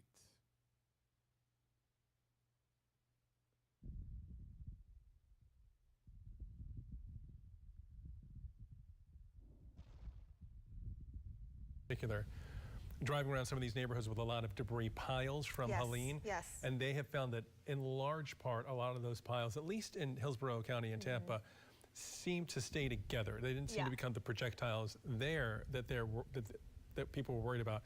I'm not sure about Pinellas County at this point, though. Right, I know that was a huge concern over in Pinellas County, but yeah, in Hillsborough at least, especially in some of the Tampa areas, we've seen just the piles seem to have stayed, and looks like we do have Shannon Benkin live driving around right now. Shannon, if you can hear us, where are you? Oh, this is a live picture. Okay, so this is driving around somewhere in the South Tampa, maybe. This is Memorial Highway in Town and Country, so she certainly made her way out of South Tampa to another part of the area, and you can see some flooding there. Just in some spots there, it looks just as bad as what we were seeing in South Tampa. Yeah, you can see the water, that car in front of them trying to dodge some of the larger puddles of water. Just a reminder, you're really not supposed to be out on the roads right now unless it is an absolute emergency. All of our area county officials have kind of had the same message about that. The truck that you're seeing our camera from, it is built very high off the ground and kind of meant for driving in water like this, but we really don't want you out on the roads. We want to make sure all of our first responders can get to where they need to go. So if you don't have to be on the roads, don't do that, because a lot of the power lines are down. You see here this traffic light is out, so they're doing what they're supposed to do, you should be treating it as a four-way stop, is it? That might be actually going, because it looks like they're all going together. Or maybe they have police officers out there directing traffic, is what it might be too. Now, but Avery is 100% right, though. If there is no power at the intersection, don't forget to treat it as a four-way stop. They have some direction there, which is good. And you notice, too, when they were driving there on Memorial Highway, on some sections of that, where that road is flooded, it can be tough to see how deep it is. Yeah, and that's a big problem too, which is why they tell you don't even bother. Shannon was saying that when they realize how deep it is, they're actually backing out and kind of going back in the way that they came in. So it can kind of sneak up on you, the depth of the water over these streets. It's hard to tell. This is one of the instances there where these guys are treating this as a four-way stop. I do have to say there are more cars out in this part of town. I guess this is Town and Country. Is this where we're at, Town and Country? Than I was expecting. Yeah, there are quite a bit of cars on the road, and they're telling folks to stay off the road for a reason, and that's because they're out there right now, officials, deputies, rescue workers, evaluating everything, and they're also getting right to work on trying to get the power back on. So they just want everyone out of the way so they can do what they need to do, and they want to make sure that it's not dangerous before you head out there as well and get yourself in a situation where you need rescuing. I tell you, it is nice to see the sun out. It's really nice to see the sun out. It was a dark, scary night, and it looks otherwise like a normal day. It does. I'm glad at least, for folks who are starting to clean up in their front yards and at their houses, that at least it's not raining, and they do have a little bit of blue skies and sunshine, because it was a tough night for so many people here. All right, well, that's what it's looking like right now on the roads, at least in some parts of Tampa. In the meantime, neighbors, of course, waking up in various parts of the area to some pretty significant wind damage. Yeah, we're going to get to Melissa Marino now in Hillsborough County, who actually spoke with a homeowner there. We are seeing widespread wind damage, and if you need gas, you're going to have trouble finding it. This is what we're seeing. A lot of gas stations closed, a lot of pumps still taped off like this one. We are at the corner of US 301 North and MLK Jr. Boulevard East, and you can see a lot of the area still without power, and the traffic signals everywhere we go are not working. And when you see something like this, you must treat it like a four-way stop sign. Everyone must stop. I want to show you video now of some of the other damage in this area. Along Martin Luther King Jr. Boulevard East, the wind tore apart the metal roof above this Chevron gas station, above the gas pumps. And here is a look at the damage to some homes, down trees, wires, these backyard fences destroyed. One neighbor says it was terrifying last night. It was rough. The sound, at times it sounded like it was howling, and then at times it sounded like a freight train going through. I mean, it was scary. Law enforcement now out taking care of the debris and downed wires, and they're asking folks to stay away from the really bad areas, give them room, give them space, and give them time to work and clear any dangerous roads. In Hillsborough County, I'm Melissa Marino, 8 on your side. And we were seeing some damage this morning in Bel Air Beach. That's where Alessandra Young is this morning. We've been texting a little bit, Alessandra, about some of the damage that you're seeing there. Kind of show us what you're seeing. Hey there, good morning. Malika and I, my photographer, we have been driving all around looking at all the damages, and we actually just got through the barriers for Bel Air Beach here. We're on Gulf Boulevard, and I want to show you all, we have some broken fences, a tree down, there's some caution tape all around it. Now, this is not the only place we see like this. I'm going to have Malik kind of take us all around here. This is 12th Street. And I mean, we have a tree on top of the house. It seems like the house is okay damage-wise, but then we have all of these trees and debris going all the way down the street. Now, we're going to continue to look around, see this area, especially in the daytime, and get a better feel for all the damages. But we did speak to people who live in neighborhoods here in Bel Air and listen to what they have to say, especially those that chose to stay. That storm yesterday definitely scared me. I've been through a couple of them, but there was a lot of wind. There was some times I was saying, oh no, you know, so, but we're lucky that we're okay.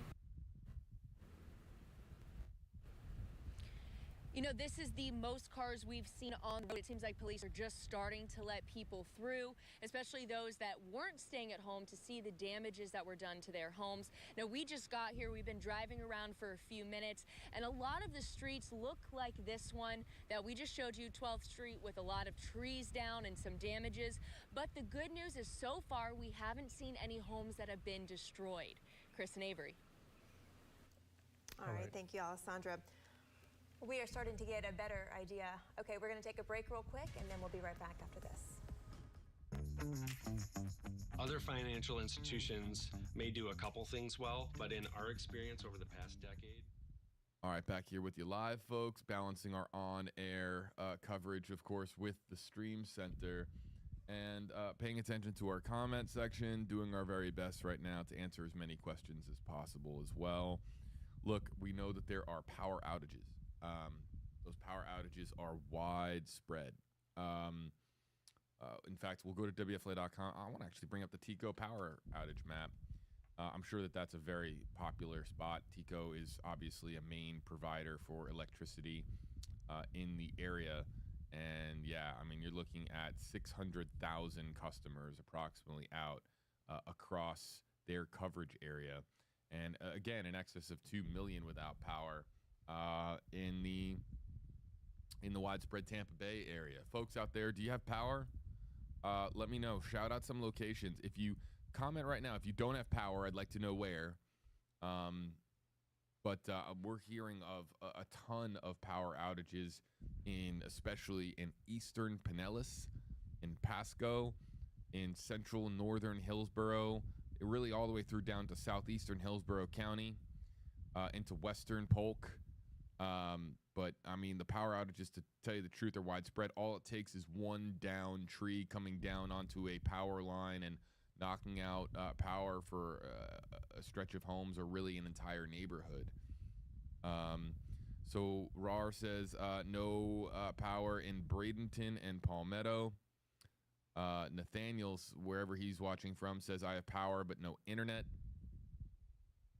Meek says, how is Sanibel? I haven't heard anything. We haven't heard much from Sanibel either. We're still waking up and getting to these spots as well, folks. We have not heard much from there, but that's what the chat is for. No power here in Sarasota, says Paul. Yeah, it's in excess of 2 million power outages in the Tampa Bay region. Let's get you back to WFLA News Channel 8 and their coverage from the Milton Forecast HQ. I would say everyone in Manatee County has been impacted by Hurricane Milton in some way, whether it's trees like this one blocking their neighborhoods. You can see they're working quickly to get them out, or even for some, debris in front of their yard. Also, many people lost their entire homes. It's a group effort to get things cleared up as soon as possible. Now, the county asks if you see somewhere that needs attention, report it to 311. Power crews are out now trying to restore power for the many people who lost it. At one point overnight, Manatee County had the most reported power outages in the entire state. Remember to keep generators outside your home in the meantime.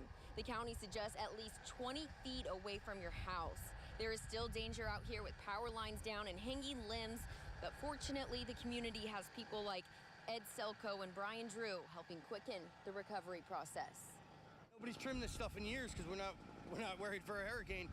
So now we got one, and now everybody's going, oh no. It's our neighborhood. We got to take care of it. So we got to do anything we can just to make sure everybody's all right and safe. As you can tell in the video and what you're seeing here live, there is a lot of destruction here. Most people we talk to say they're just glad to be alive and that their loved ones are also safe. Emergency management officials told us this morning there were calls throughout the night of people who did not heed the evacuation warnings. People in Zone A were calling to report that they needed help. Unfortunately, the county officials, the emergency management leaders, were not able to get to them as Hurricane Milton winds and rain was so strong throughout the night. We are hearing them all throughout the night in the Emergency Operations Center in Bradenton, where we also saw this morning tons of mobile homes completely destroyed.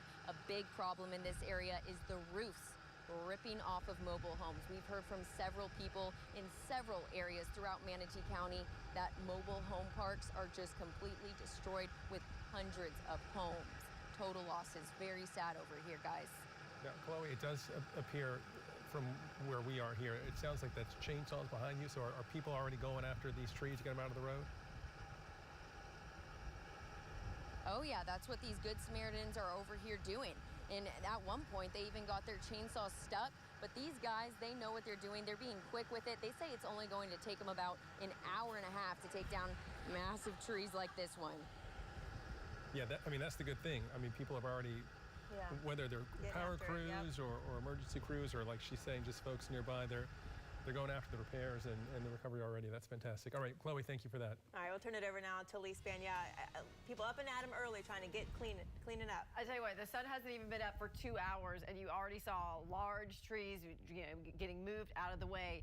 I'm from a small town in southeast Georgia that actually had the eye wall of Helene move through there, and obviously you don't think in the center of Georgia to have a eye wall come through your area, and they had about 100-mile-per-hour winds, and it was the same thing.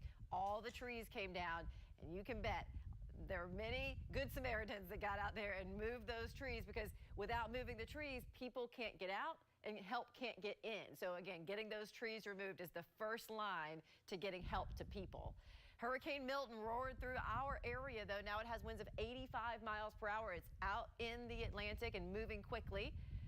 Let's talk about the path that it took through our community, because it did make landfall here in the northern portion of Sarasota County around Siesta Key, and then drifted to the north, and it moved through Manatee County, through Parrish, through the central portions of Manatee County, which did put Bradenton where we had Chloe was just now talking about all those trees down in the eye wall. And from what we're hearing from people who went through it, who went through one side of the eye wall and then the calm part in the middle of the eye and the back part of the eye wall, they said that the second back side of the eye wall was much stronger. And so that's why if you're in Bradenton, you were on the back side of that eye wall and you had the strongest wind. Same thing up into St. Petersburg, hence why we had the Crane and Tropicana Field be impacted so much. Then the storm sort of made a little bit of a right-hand turn, moved to the northeast, made a much bigger turn to the north to go through Polk County, somewhere around Lake Wales, which we all know is the area that crisscrossed in 2004 with Charlie, Jean, and Francis. And then once it got to about almost to Haines City, it did take another hard turn to straight east before making it up to Titusville. So again, they don't move in a straight line. They drift through, and it took it about 8 hours from making landfall at 8:30 as a Category 3 hurricane to finally exiting out of our area about 4:30 this morning. And as it came through, while it brought surge flooding along the coastline and record amounts of rainfall, it also brought significant tornado warnings. This is unlike any other landfalling hurricane that I've ever been a part of, because not only do we normally expect some very small, usually EF0, maybe EF1 tornadoes caught up in these rain bands, these were significant supercell tornadoes that were on the ground for long periods of time that you could see, just like those pictures that you see from the Great Plains, those Oklahoma tornadoes. That's what we were seeing around Clewiston and Lake Okeechobee. So we knew that these tornadoes were coming. We were hoping as they moved into Highlands County that maybe those cells would weaken, and unfortunately that did not happen. And so about 98 tornado warnings were issued across the state. But for us, mostly in Highlands County, again, just up from Lake Okeechobee, where some of those tornadoes were spotted on the ground and filmed and photographed, so we know they were happening, came right through Highlands County, and we've heard of a lot of damage in this area. I'm sure we're still assessing that over the next couple of days, because again, we've got damage in a lot of spots, so it's taking these first responders a lot to get to these areas. And then eastern portions of Polk County also had some of those tornado warnings as well. Now, things are quieter. This is a live look from Riverview. I kind of zoomed it into this neighborhood. I mean, I hope they don't mind, but it looks just like a normal day. They've got a garage open, which means they've got power. I don't even see debris in the streets, so that's good news for them. Temperatures, it's a little breezy out there. You can see Max Defender 8 now is completely dry. Little different story, obviously, than yesterday. Now, that one Riverview community appeared to have some power, but there is about 70% of Hillsborough County without power. Same thing for Pinellas County. Almost 80% of Bradenton, of Manatee, and Sarasota counties are without power. So you see this kind of dark. About 100,000 people in each of those counties currently without power. In Bartow, about 50% of the population without power. In Hernando County, also about 50% without power. But then look at Highlands County. Remember, that's the area that had all the tornadoes. 87% of that population in that county does not have power right now, and that could be, again, not because necessarily the eye wall coming through like we saw in Manatee, Sarasota, Hillsborough, and Pinellas County, but those tornadoes really caused a lot of damage and most likely those power outages. As Milton raced through, all the rain was on the northern side, and we saw as much as 10 to 15 inches of rain north of where this made landfall, all the way across the state. On the southern side of the storm, it was much, much drier. We're going to bring in meteorologist Amanda Holly now to talk more about all the threats that we've seen with this and what we can see now behind it. Yeah, some good news coming in out of this now. So this is a look at the tropical moisture, and obviously the bullseye that you see here, that is still Milton, but you can see that tropical moisture now pretty much out of the entire state. Now we're getting some of this brown color that you see here, which is very dry air. And this is not only dry air in the upper levels, it's actually dry air at the surface as well. This dry air is starting to filter in right now. It's going to settle in through the weekend. So we're not only talking about relatively comfortable conditions at the moment, but dry and comfortable conditions through the weekend. We don't have a ton of our sensors reporting right now, but there's a few who have electricity and are reporting. And we have 60s on the board up in Crystal River and Inverness right now. Even low 70s down in Northport, 72 out in Bowling Green. And you can see the wind direction arrows. It's still breezy out there, but those winds are bringing in that drier air. So it's cooler. It feels better out there. Those dew points are down almost 10 degrees up north, even everywhere south as well. So this is lower humidity, and it's just going to make it a lot more bearable to clean up and be without power for the next few days. And it's actually only going to get even better. The dew points, they're comfortable at the moment, nice comfortable breeze. But as we go through the overnight hours, they're only going to get even better. And as these dew points drop, the temperatures drop as well. We've got several nights going to be dropping into the 60s over the next few days. High temperature is going to stay below average as well. And it's going to be because we're going to continuously bring in the drier air, but that does mean it's going to still be breezy for the next few hours, even through the afternoon and overnight hours. Those winds are still going to be gusting in that 20-mile-per-hour range. So again, just urge you to use some caution out there as you begin that cleanup process. But hey, as you do so, even in the peak of the day, we'll see a mixture of sun and clouds. Look at that high temperature. 79 degrees. So we are going to warm up a little bit here, but we're staying well below average. Lee, we're not talking about 90s and high humidity cleanup. It's going to be an easier cleanup in terms of how it feels outside for you. Right, but please, you're still doing a lot of work outside. It's still going to put a lot of strain on your body. It's a stressful time. So as you're doing all of this cleanup, enjoy that breeze, but take some time. Make sure to stay hydrated. It's still going to be warm. Today's our coolest day because we're not going to see quite as much sunshine at 79 degrees. But the breeze is going to be there. That brings in that lower humidity, guys. And as we get closer to the weekend, we get warm and sunny in the afternoon, but we're still keeping that humidity on the lower side, which is really good.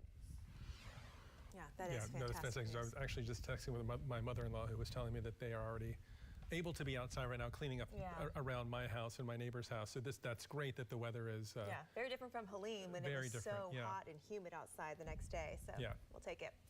Well, the sun is out.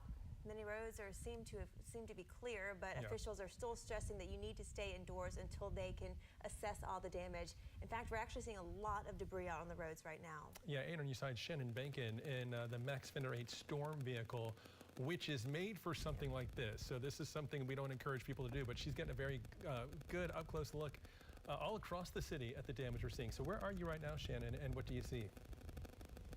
We're in Town and Country. We're near Memorial and Sheldon. And yes, we're here trying to get this footage so that people know what's out here. And you see, this is a prime example of why people need to be extremely careful with driving along here. And here's a downed power line. And you can see the sheriff's deputy here.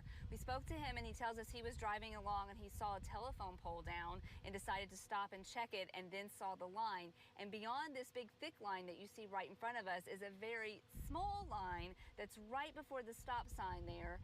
Kind of zoom in so you can see that, and you can see the downed tree which caused this mess. But that line there, if the sheriff's deputy wasn't there, someone could easily drive through that. And he tells us he does believe that these lines are live, so people need to be extremely careful. You can see the tree came out through the roots there, and there's a lot of people driving around looking. And then there's also people that are driving home to survey the damage. But as you're driving along, things look good, and then all of a sudden you come across something like this, guys. Yeah, and I think that's what's really, as you've driven around in particular, Shannon, and we've seen some of these streets, it's incredible how one street will look like there was nothing going on, and then you've got a giant tree here like this, or you have damage to a home or flooding. Flooding up here doesn't seem to be as big of a problem as what you were seeing more in South Tampa area. Is that right? Actually, we just went through the Town and Country area. We left Dana Shores after our last hit with you guys, and we drove through the most flooding that I've seen so far. Oh, wow. The deputies were out there stopping each car and asking them, checking out their car basically to tell them whether or not they think that the car would be able to make it through the water or not. And And, you know, they looked at our car and said we would be okay. But I tell you, if they hadn't told us it would be okay, Jim and I probably would have turned around and went the other direction because it was pretty deep water. A lot of folks were trying to go through that water. People were trying to get home. The deputy told us people are begging to go through because they want to try to get to their house to see if they can get to their house and if there's damage there. We saw some cars going through questionable water there, and we also saw a lot of cars that were stranded in driveways, stranded on the side of the road in the town and country area because they looked like they were there overnight. So a lot of car flooding in that area in town and country. Oh, you can see there's a car there about to go over the, we're honking our horn to warn them. Was that you guys honking your horn? I heard that. Yes, that was Jim frantically honking the horn to let these people know that they can't go through the line. And you can see the deputy, he's there for that reason, but he was facing the other direction. So he's trying to make sure people don't hit the line that's lower. And as he sees people, but he didn't see him fast enough. If Jim hadn't honked the horn, the guy probably would have driven over it. You know, Shannon, as we were seeing you drive around the Memorial Highway there, we were surprised there were a lot of cars out there. There's a lot of traffic out right now, which is exactly what you don't need to be doing, and I understand why. I mean, the weather's nice, it's clear, people want to get back to their homes, but this is a prime example of why we need to wait a little bit longer. Absolutely. All right, Shannon Bankin live for us this morning, driving around Tampa, trying to give us the latest on the roads there. Right now, the Hillsborough County Sheriff's Office also currently conducting water rescues for folks in the USF area. This is at the Uptown Great American Assisted Living in Tampa. Deputies say that 135 people have been rescued so far. Wow. You can see them loading them up there, getting them out of there. We'll have a live report from Melissa Marino on the scene coming up a little bit later on. I mean, that is something too, because that's not a little bit of water. That's pretty deep. Look at that.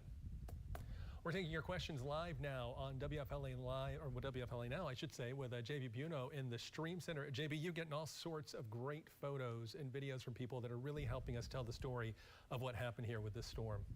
Chris, Avery, I can share this. We've never received such a high volume of photos and videos in the history of Report It. Of course, you can scan the QR code on your screen. You can go to WFLA.com/reportit on really any mobile device to send in your photos and videos to us.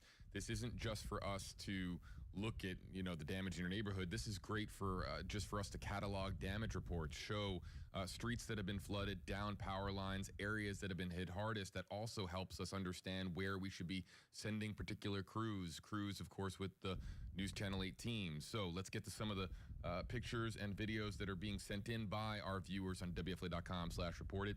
This photo to me is an anomaly, and I'll tell you why. It's just so strange to look at this photo. This is coming in from Sam, and the location is Seffner, the Darby Lakes neighborhood. The reason why this one caught my attention, it's just bizarre to see a tree uprooted like that and there to be oh so little debris on the ground. Usually we see a tree that comes down like this, and in this case it's terrible for Sam or Sam's neighbor that this fell down on top of a house, but usually you see debris scattered all over the place, and in this case look at that driveway. I mean, it's pretty clean, but terrible, of course. It appears that the tree itself fell onto the garage, and we hope that the damage, Sam, is minimal there in Seffner. Mason, the University of Tampa. What do we have here? All right, so, it looks like going into this, look at that. So that's the window. That's basically the front windows that were completely blown out. And there you can see glass shattered down on the concrete clearly. And you know what's interesting about this, Chris and Avery? I think if you catch that last frame, I believe that's right outside our station. I mean, that's right around the block from South Parker Street in downtown Tampa. So clearly folks right here in our area beginning to assess the damage. Hurricane Milton damage, mobile home crashing into another mobile home. We talk about mobile homes all the time on Tracking the Tropics, and how, of course, folks should evacuate when a hurricane or tropical storm is heading to their neighborhood if they are living in a mobile home, an RV. In this case, we have a mobile home that has crashed into another mobile home. This is from Charity on Gibsonton Drive. So again, WFLA.com/reportit. anything that you can share that can help us convey to our audience the extent of the damage in the aftermath of Hurricane Milton. It's, of course, something that we're going to continue to monitor here in the Stream Center, and we'll continue to show you these photos and videos on air and online. Chris and Avery, we'll send it back to you. All right, JB, yeah, continue to send in your pictures to JB. He's also answering questions right now on the stream. I know a lot of folks like to get on the WFLA Now with him and chat with him about things. Yeah, and JB has mentioned this. We have mentioned it too. Make sure if you're getting those photos and videos, you're in a safe place to do that. Yeah. Don't take any risks to get those photos and videos. We'll get to see everything in due time. All right, we'll take a quick break and we'll be right back after this live look over Tampa. Enhance your view with Armor View Window and Door. From window replacements to entry. All right, and back here with you live, folks.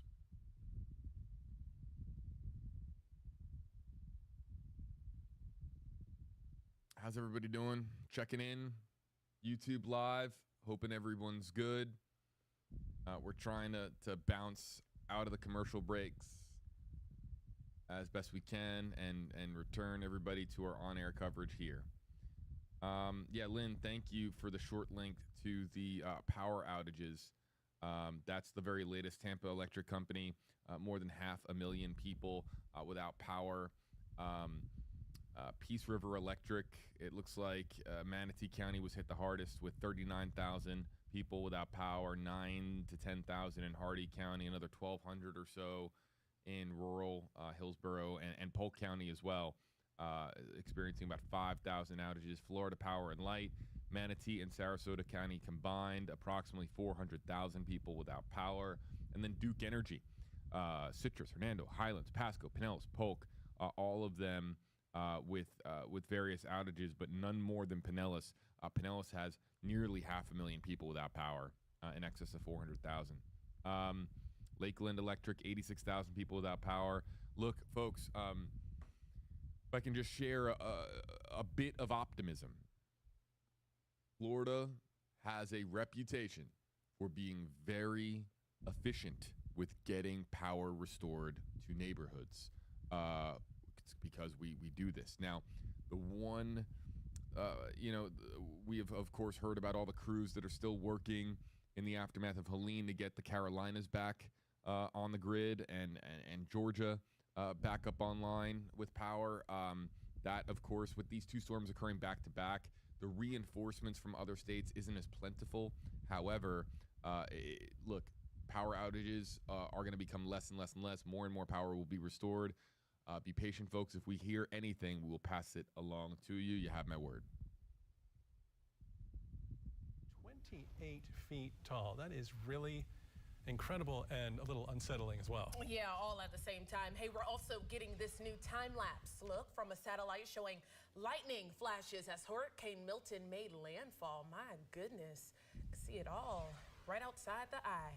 And hey, these images come as first responders all across the Bay Area continue their rescue and recovery operations. And this morning, we've learned at least 4 people have been killed across the state so far as a result of Hurricane Milton. Yeah, some sad news there. And while none of those deaths have been reported here in the Tampa Bay area, we have seen some catastrophic damage. The storm made landfall near Siesta Key at 8:30 last night. More than 1 million people in the area are currently without power. Now, there is major wind damage in downtown St. Pete. The roof was ripped off at the Trop and a large crane came crashing down. Looking at some photos of the Trop right now. Yeah, those are really incredible photos. We also just learned, by the way, a few moments ago that the Sunshine Skyway Bridge has now reopened to traffic. So only the Courtney Campbell at this point is closed. I know we're waiting to hear from Mayor Ken Welch. She's going to be giving an update here in just a moment. Is he there at the podium yet? Okay, let's listen in. All right.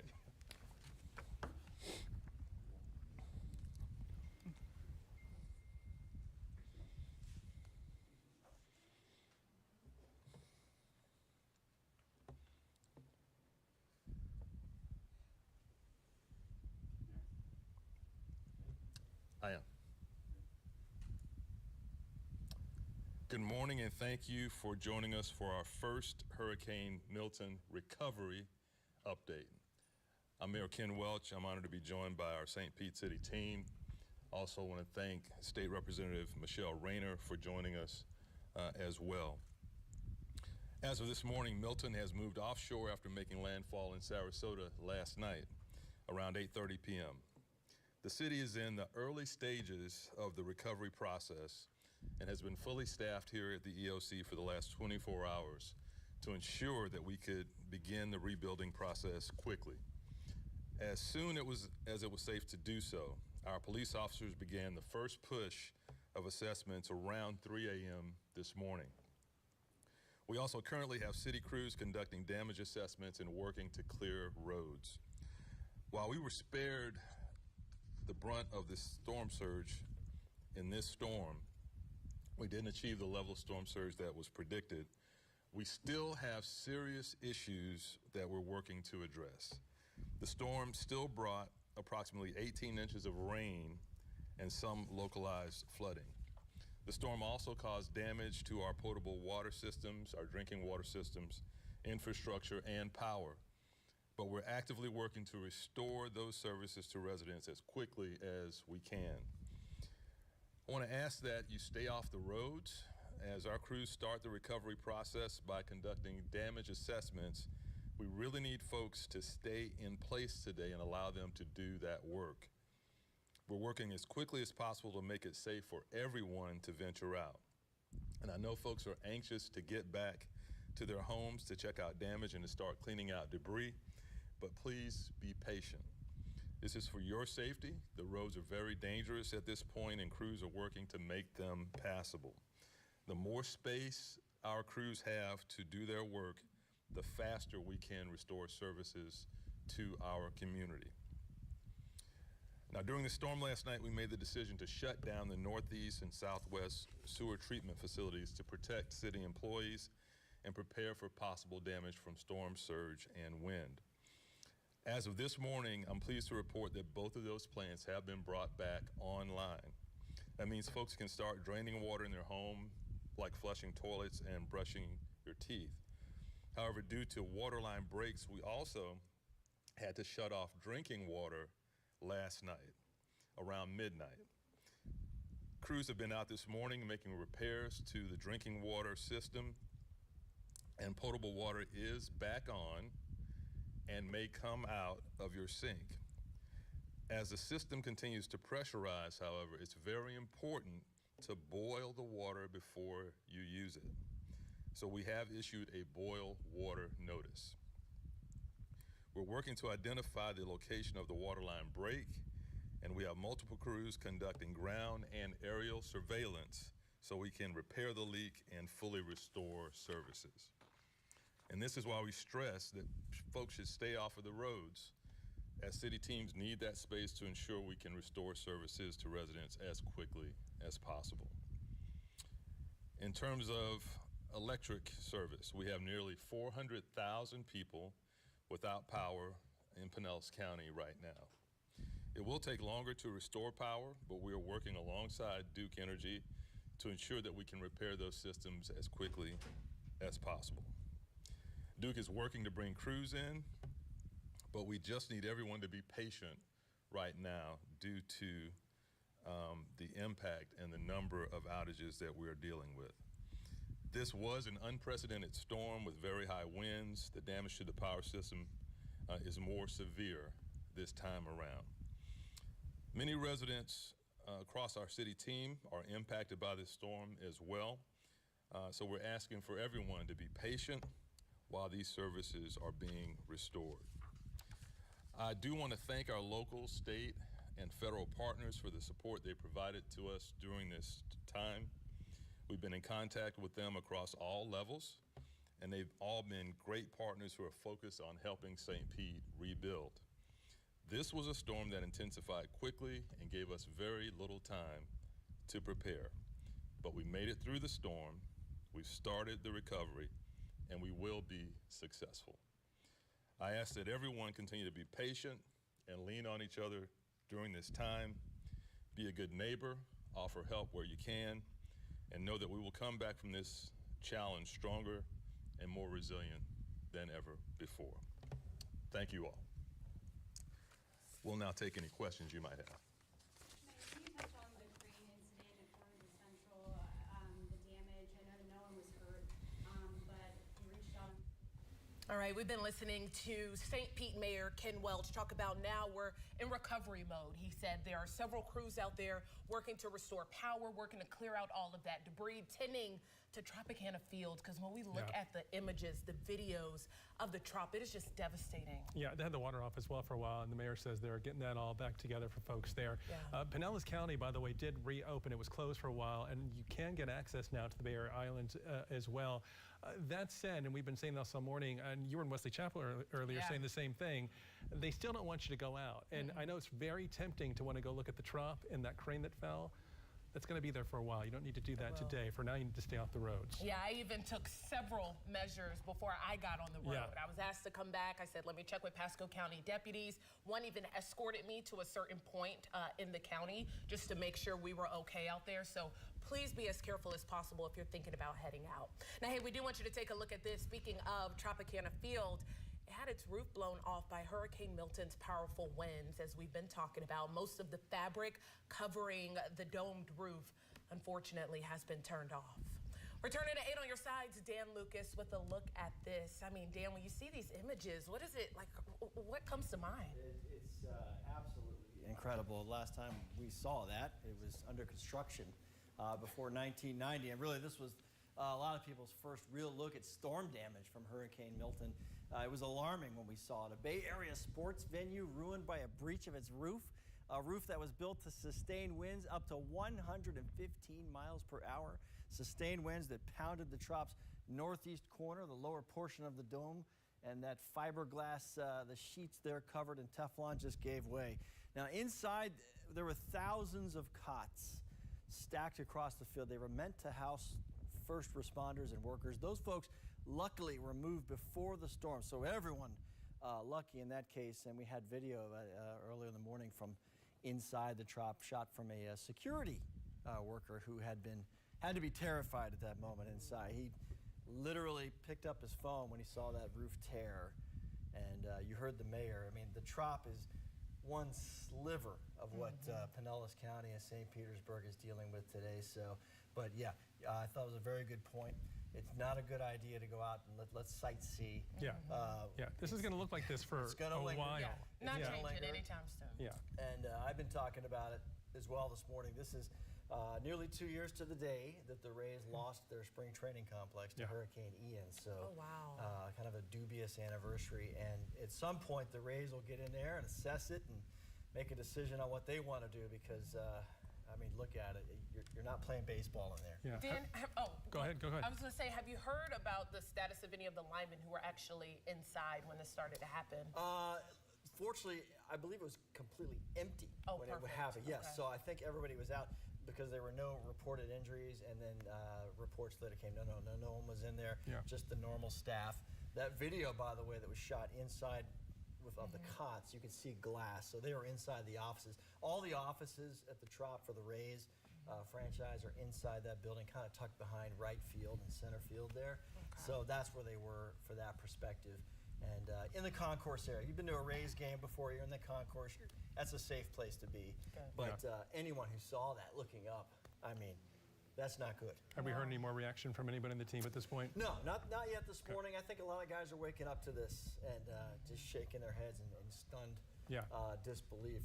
Trust me, a lot of former Rays players out there, a lot of former staff. The trop means something to them, and, it's gonna hurt when they see that today. It is. All right, thank you, Dan. We appreciate it.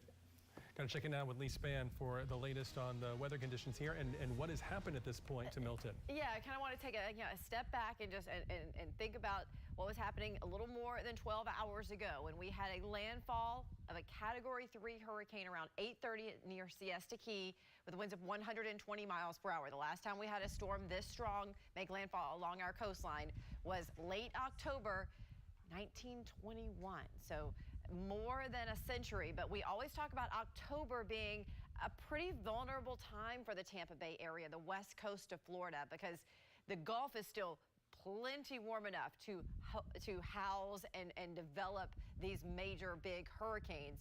But it's not really until October when the jet stream dips far enough to the south to push it toward us on the west coast of Florida. So now we know that the second major hurricane to hit was also now in October, specifically October 9th, yesterday. The surge recorded at least 10 feet in downtown Sarasota at one of the gauges that we have near that downtown Sarasota area. And then rainfall totals between 12 and 17 inches in any areas north of the eye as it really tracked across the entire state. And let's look at that because the 8 a.m. update still has this thing as a Category 1 hurricane. It never dropped below hurricane status as it made that destructive track across our state. So I'll zoom in here. This is the track making landfall in near Siesta Key, drifting north into Manatee County, which actually did put Bradenton Parish in the eye wall. So again, this line is where the eye went, but some of those strongest winds in the eye wall really hit a lot of places, which is one of the reasons why Bradenton might be dealing with such power outages and such tree damage. Then it kind of took more of an easterly turn before it made a jog to the north, taking it very close to Lake Wales, which we know that's an area that has seen those hurricanes crisscross in 2004. Then it made it just to the east of Lakeland before it made the turn and exited out of our community. It took it about 8 hours from 8:30 when it made landfall to about 4:30 this morning when it finally began to move out of our community, at least the eye itself. And speaking of that eye, it was pretty significant, right? I mean, the southern side of the storm didn't have a lot of rain, but this is the eye wall. So these are the areas that had the highest winds because here, that's the eye. That's calm. So the worst winds are sort of circulating around it. And in this particular case, the strongest winds were on the north and northwestern side. So right here, just off of Bradenton. And then as that began to move to the north and east, it drug that very strong wind area here through places like St. Petersburg. What happened to the Trop there. Then it moved into place even South Tampa, downtown Tampa, Valrico. So again, those where we were seeing some of the highest wind speeds and the very large amounts of rain. I've used our Riverview camera, turned it around a little bit. This is another community. It doesn't look like they have a lot of damage, but certainly kind of a swampy area here that's normally pristine grass. So clearly they've had a lot of rain in this area. We have a lot of our cameras aren't working right now because, well, I think the camera might be working, but we got to have power and we also have to have internet access to be able to get those images for us. But this is a live look, Selman, as you head east toward Brandon. You know, it's cloudy out there. It's still really windy. I'm going to bring in meteorologist Amanda Holly because she's going to give us kind of a look back at how much rain we saw. Yeah, so you saw some of that ponding, that low-lying area on our Riverview camera. Well, we're seeing a lot of the low-lying flooding because we had over a foot of rain fall in so many of our spots. It was to the north of the center where we had the highest rainfall totals, but we just got some information in from the National Weather Center here in Tampa, some preliminary numbers, and I know it's kind of hard to see, but these are inches of rain. So in Temple Terrace, 15.7 inches of rain.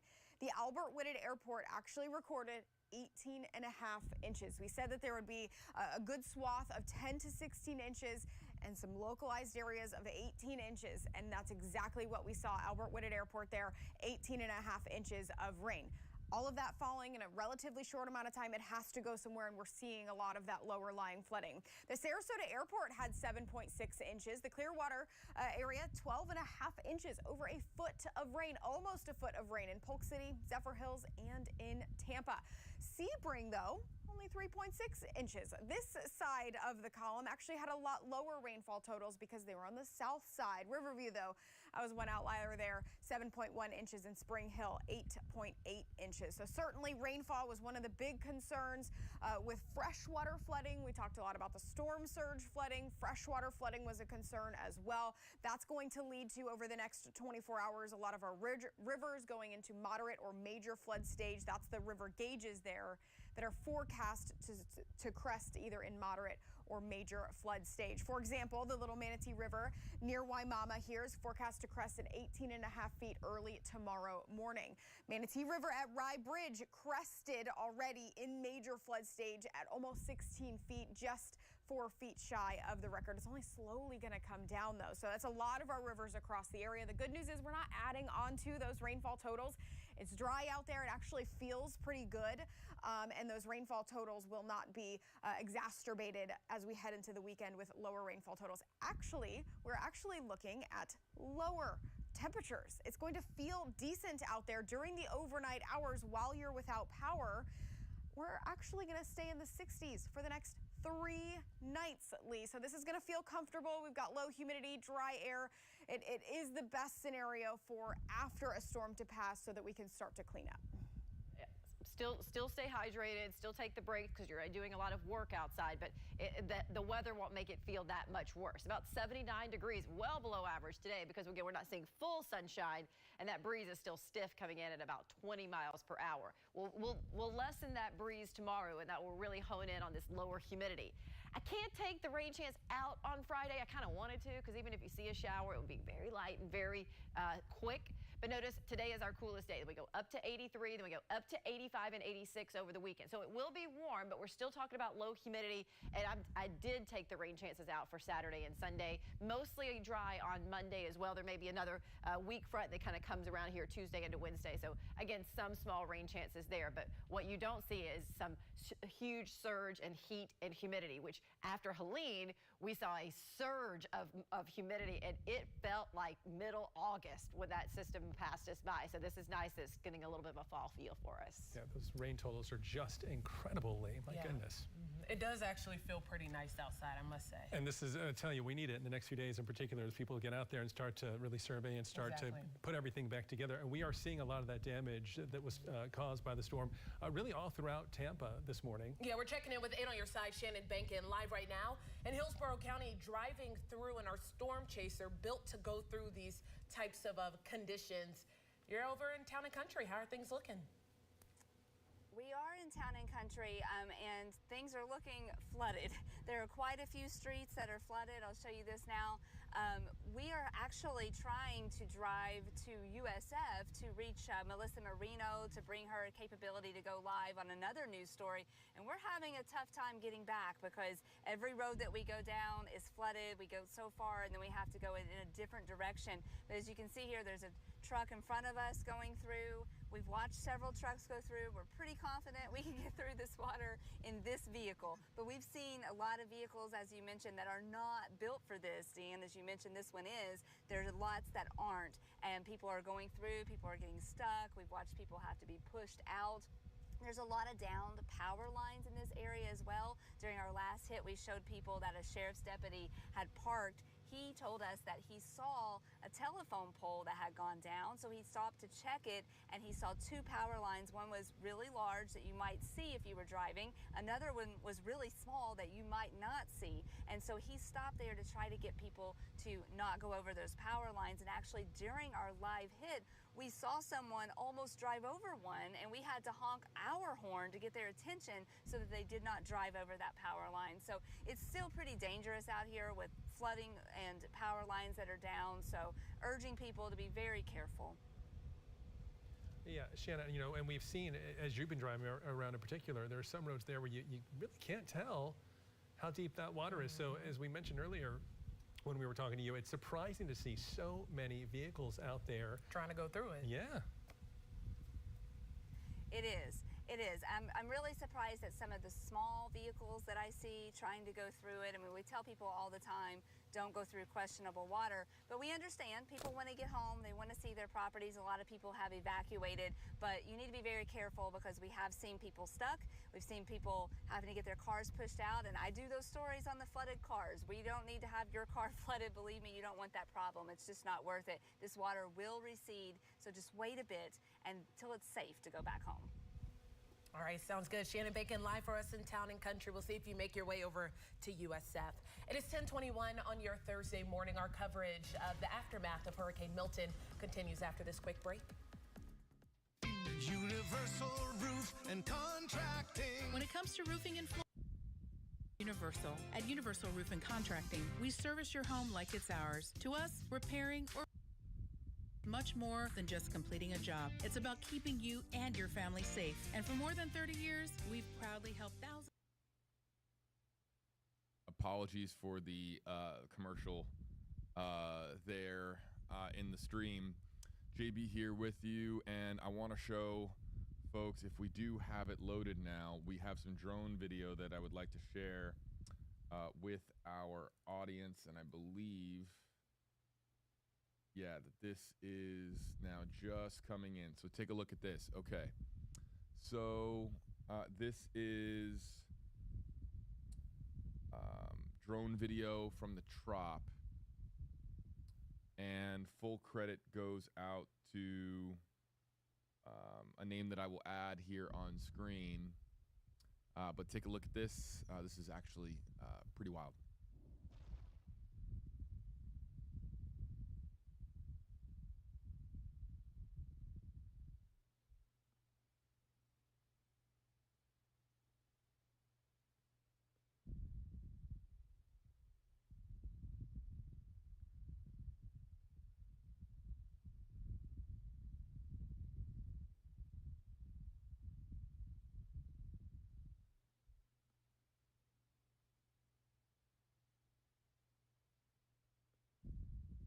This is a drone flyover sent in to us by a drone pilot, a UAV pilot, and it shows Tropicana Field. There you can see, my goodness, the baseball diamond. And Justin Mosley and myself were talking on stream about, all the debris that could have fallen in. And there you're seeing exactly what we're talking about. So absolutely wild, and we'll, of course, continue to monitor what's going on with the Trop, which was, again, the National Guard and first responders power crews. As we understand it, this was a hub to be used for Milton support. So stand by, folks. We've got on-air coverage, and then we're coming back to the Stream Center for more. Over the night into the morning, county officials say we had around 100, 101 mile per hour winds. Now we're here on 2nd Street, and take a look. This is something that we actually haven't been seeing on every street. It's completely flooded. Now I took a few steps down into the street, and it only gets deeper the further that you go out. So we're kind of sticking more towards the end here, because just, a good piece of advice for anyone, you shouldn't go into waters like this because you really don't know what's in it. There could be downed power lines, there could be snakes, water moccasins, you name it. And so this is just an example of things that could be dangerous. So we're kind of sticking to the outskirts here. Now, through Bel Air Beach, we've been talking to different people who've been experiencing not just Hurricane Milton, but also trying to recover from Hurricane Helene as well. And they say that it's just been a very scary time for everyone. Take a listen. To have another hurricane roll in so quickly is definitely very scary, and this one being, coming right at us, stronger winds, it had everyone just in fear. Since it is completely daylight out now, we are getting a better idea of the damages that Pinellas County, especially northern Pinellas where we've been at, has. And during the early hours this morning, we really weren't sure. We couldn't see a lot, but now with the sun out, we're able to see a lot of the damages that have been happening here. Like I said, what we've been seeing mostly, a lot of downed trees, live power lines, and more. So we're gonna stay out here. We're gonna continue to find those damages and let people know what their areas are looking like, because a lot of people did evacuate from this. Back to you all. All right, Alessandra Young, live for us in Pinellas County. Hard to see all those flooded streets. It really is, and we do want to mention now a sad update now coming out of St. Petersburg. We do know 2 people in St. Pete now are dead because of this storm, that according to city officials there. Certainly we hope that that number doesn't rise. Yeah. I know earlier today Mayor Castor was saying so far as they knew in Tampa, there were some injuries but no deaths connected to the storm. So unfortunately 2 dead now that we know of in St. Petersburg because of this hurricane. Hey, a lot of you have a lot of questions about the storm, and we are doing our best to get our answers to you online this morning. Yeah, WFLA Now's JB Buno is live from our Stream Center, taking in all of those questions. So what's going on, JB? Hello there, Deanne. Hello there to you, Chris. Once again, checking out all the videos coming into WFLA.com/reported. Terrible, heartbreaking, to hear of the news of the fatalities in Pinellas County. Look, here's the deal with Reported. There are a lot of areas that are largely inaccessible for our crews and difficult to get to right now. So folks are sending in a lot of photos and videos from areas that we are unable to travel to. And it gives us an idea as to areas that are in tremendous need as of this time. So let's show some of the photos and videos that have been coming into Kyra, or to Report It. This is from Kyra on South Belcher Road, an apartment complex there. A tree that, of course, fell over as a result. And it always seems like if all the directions the tree could fall in, it's going to fall right on top of a car or a home. It's what we see oh so often. I hate to see that. We have Kate sending this in from Ruskin last night and says that the area you can see some stripping of that roof on the top there. And we're seeing a lot of roof damage across the Tampa Bay area. This is from Viviana. And there's, you want roof damage? I mean, there you have it. I mean, extensive roof damage. This is in Palmetto on US 41. And it's a little bit of a lower quality shot, but you can see, I mean, the extent of the damage. And also, too, when roofs come apart or roofs get blown off, they are capable of dealing so much more damage once they are taken away from their structure. Really terrible to see how much roofs have been just torn from their homes or from their particular building. This is, again, we're getting a lot more photos and videos now from the crane that fell over in downtown St. Pete.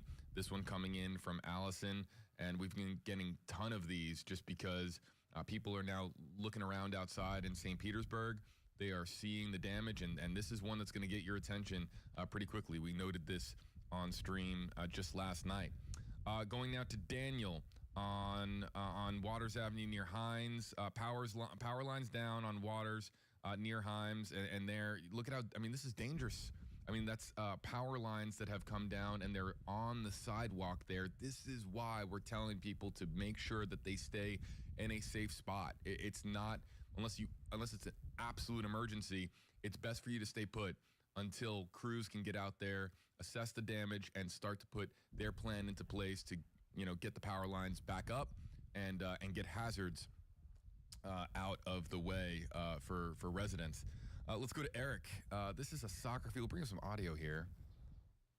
Not too much there. Soccer field, about 2 feet of water in the greater Carrollwood area. We've seen a lot of athletic fields, including one field where the only thing you could see is about maybe a third of the way up the baseball backstop. Seeing a lot of that with athletic fields in the area, as to be expected in the aftermath of a hurricane. More road damage. Here's Charity. This is sent in by Charity from Brandon, south of Bloomingdale and Kings. Just an enormous section of roadway.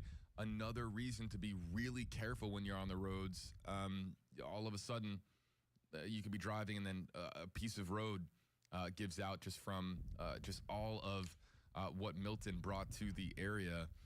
Moving on, unreported. My goodness, look at this. Catherine in Palmetto. This is Frog Creek, and it says a roof in RV park.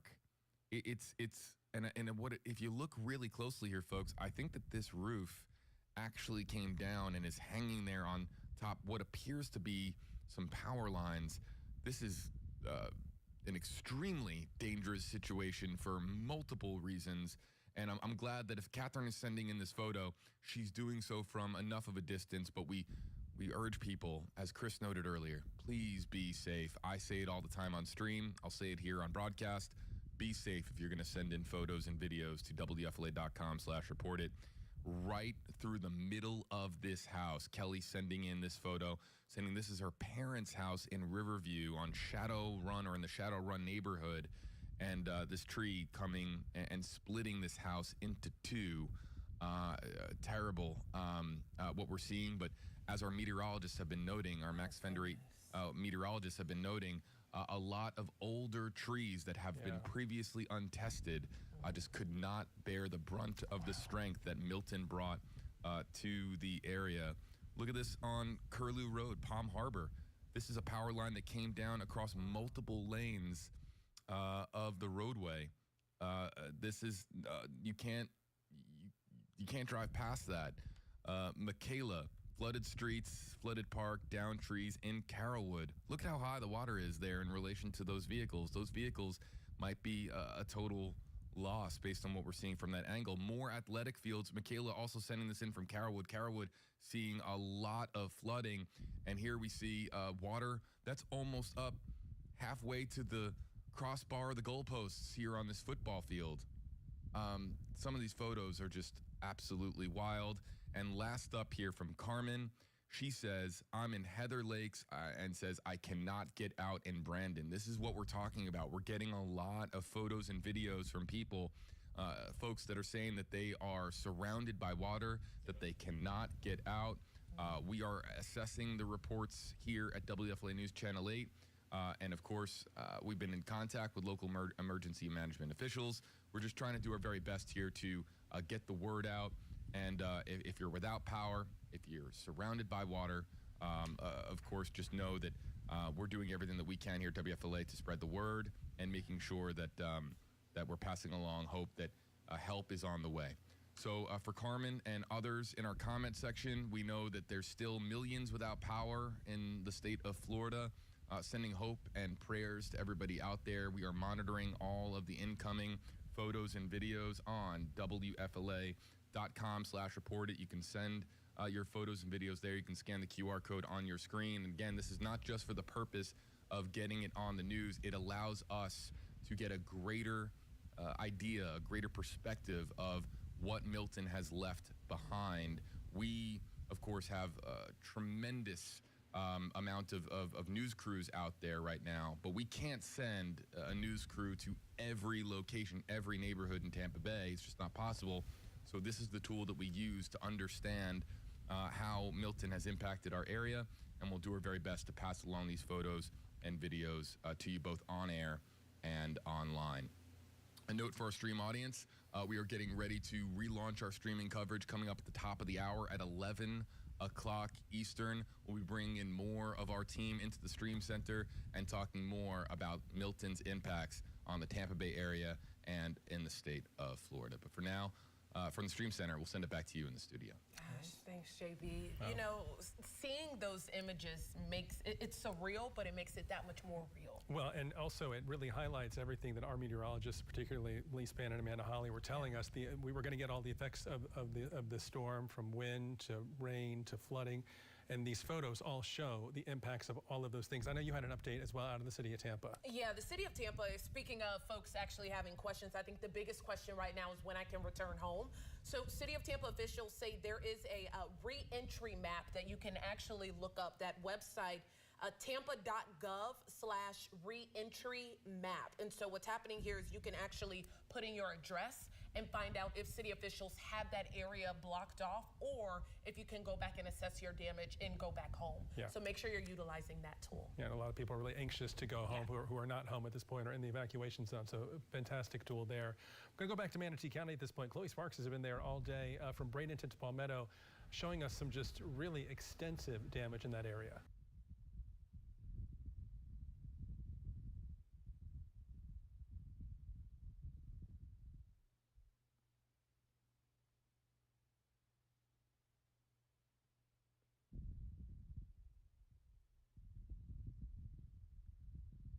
Oh, okay, we are live. Okay, there it is.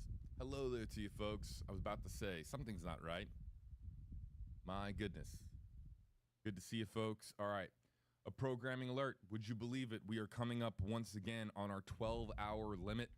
We cannot do consecutive live streams, or we can't do singular live streams rather, for beyond a 12-hour period. We began our live streaming coverage of Hurricane Milton's landfall last night at 10:45 p.m. Fast forward 12 hours, you come up to 10:45 a.m. So this is the end of this stream window, believe it or not. That's the second 12-hour window that we have completed here from the WFLA team, working really hard to provide you with all of the videos, the images, the sights, the sounds, if you will, from the aftermath of Hurricane Milton. What we're going to do is our stream is going to be ending across all platforms. Again, ending across all platforms, YouTube Live, Facebook Live. It's going to cease at approximately 10:40 in advance of an 11 a.m. reset. So we are now fully transitioning, folks, from landfall coverage to aftermath coverage, which of course we've been bringing you really for the last couple of hours. But now we're going to bring in more of our team into the Stream Center, more live reports, and we're going to show you what Milton did to our beautiful state and our beautiful Tampa Bay region. Thank you to our moderators. Our moderators are unsung heroes. Chelsea, Michelle, Lynn, I see you guys doing just unbelievable work and keeping people informed. Make no mistake about it, you guys are part of our team, and you guys deserve a tremendous amount of credit for keeping people extraordinarily safe and providing them with resources and pointing them in the right direction. To our audience, I understand that the Q&A is something that people really come in for, that they want questions answered. We are going to be more equipped to do that. Just to explain a little bit of inside baseball here, we're kind of in that weird middle ground now where the morning team, where it's separated between red and blue team, but the morning team is, going to be basically passing the baton off to the afternoon/evening team. And so that's part of the reason for the reset. People are saying get some rest, get some sleep. I already slept. I'm going to be back in 20 or so minutes with our team. I don't need sleep. I appreciate the comments, everybody, but it's not as much sleep. We need to fill up the stream center with more people than just myself, because unless we want my vocal cords to go the way of Jeff Baradelli's vocal cords, I've got to kind of share the mic with others and provide comprehensive coverage beyond just the one position here on this side of the stream center. So at approximately 11 a.m. is when we kick off our damage and aftermath coverage, and we'll be doing it here across all platforms. So don't go anywhere, folks. We'll be right back. The streams on Facebook and YouTube will end, and we'll be relaunching across all platforms. Stay off the roadway. There's a lot of debris scattered throughout the county right now, especially on the roadways. As we were heading here from downtown Sarasota, we looked left and right down US 41, and virtually on every street we did see limbs and fallen trees. So they want you to stay safe. Also right now, Sarasota County Fire Department, they're working through the backlog of 911 calls that came through overnight. Of course, during those high wind periods, they were not able to respond to those calls, so they're working through that right now. And as far as damage to infrastructure in this area, county officials confirmed to us that there is damage to at least one bridge here in Sarasota County, and that is the bridge leading over to Lido Key. Not the John Ringling Causeway, but one of the smaller bridges leading over to that key. The extent of that damage is unclear at this point. But again, at this point, county officials are asking folks to stay off the road until the roadways are clear and safe. For now, reporting in Sarasota County, Allison Henning, 8 on your side. Well, we're hearing stories of heroism in the wake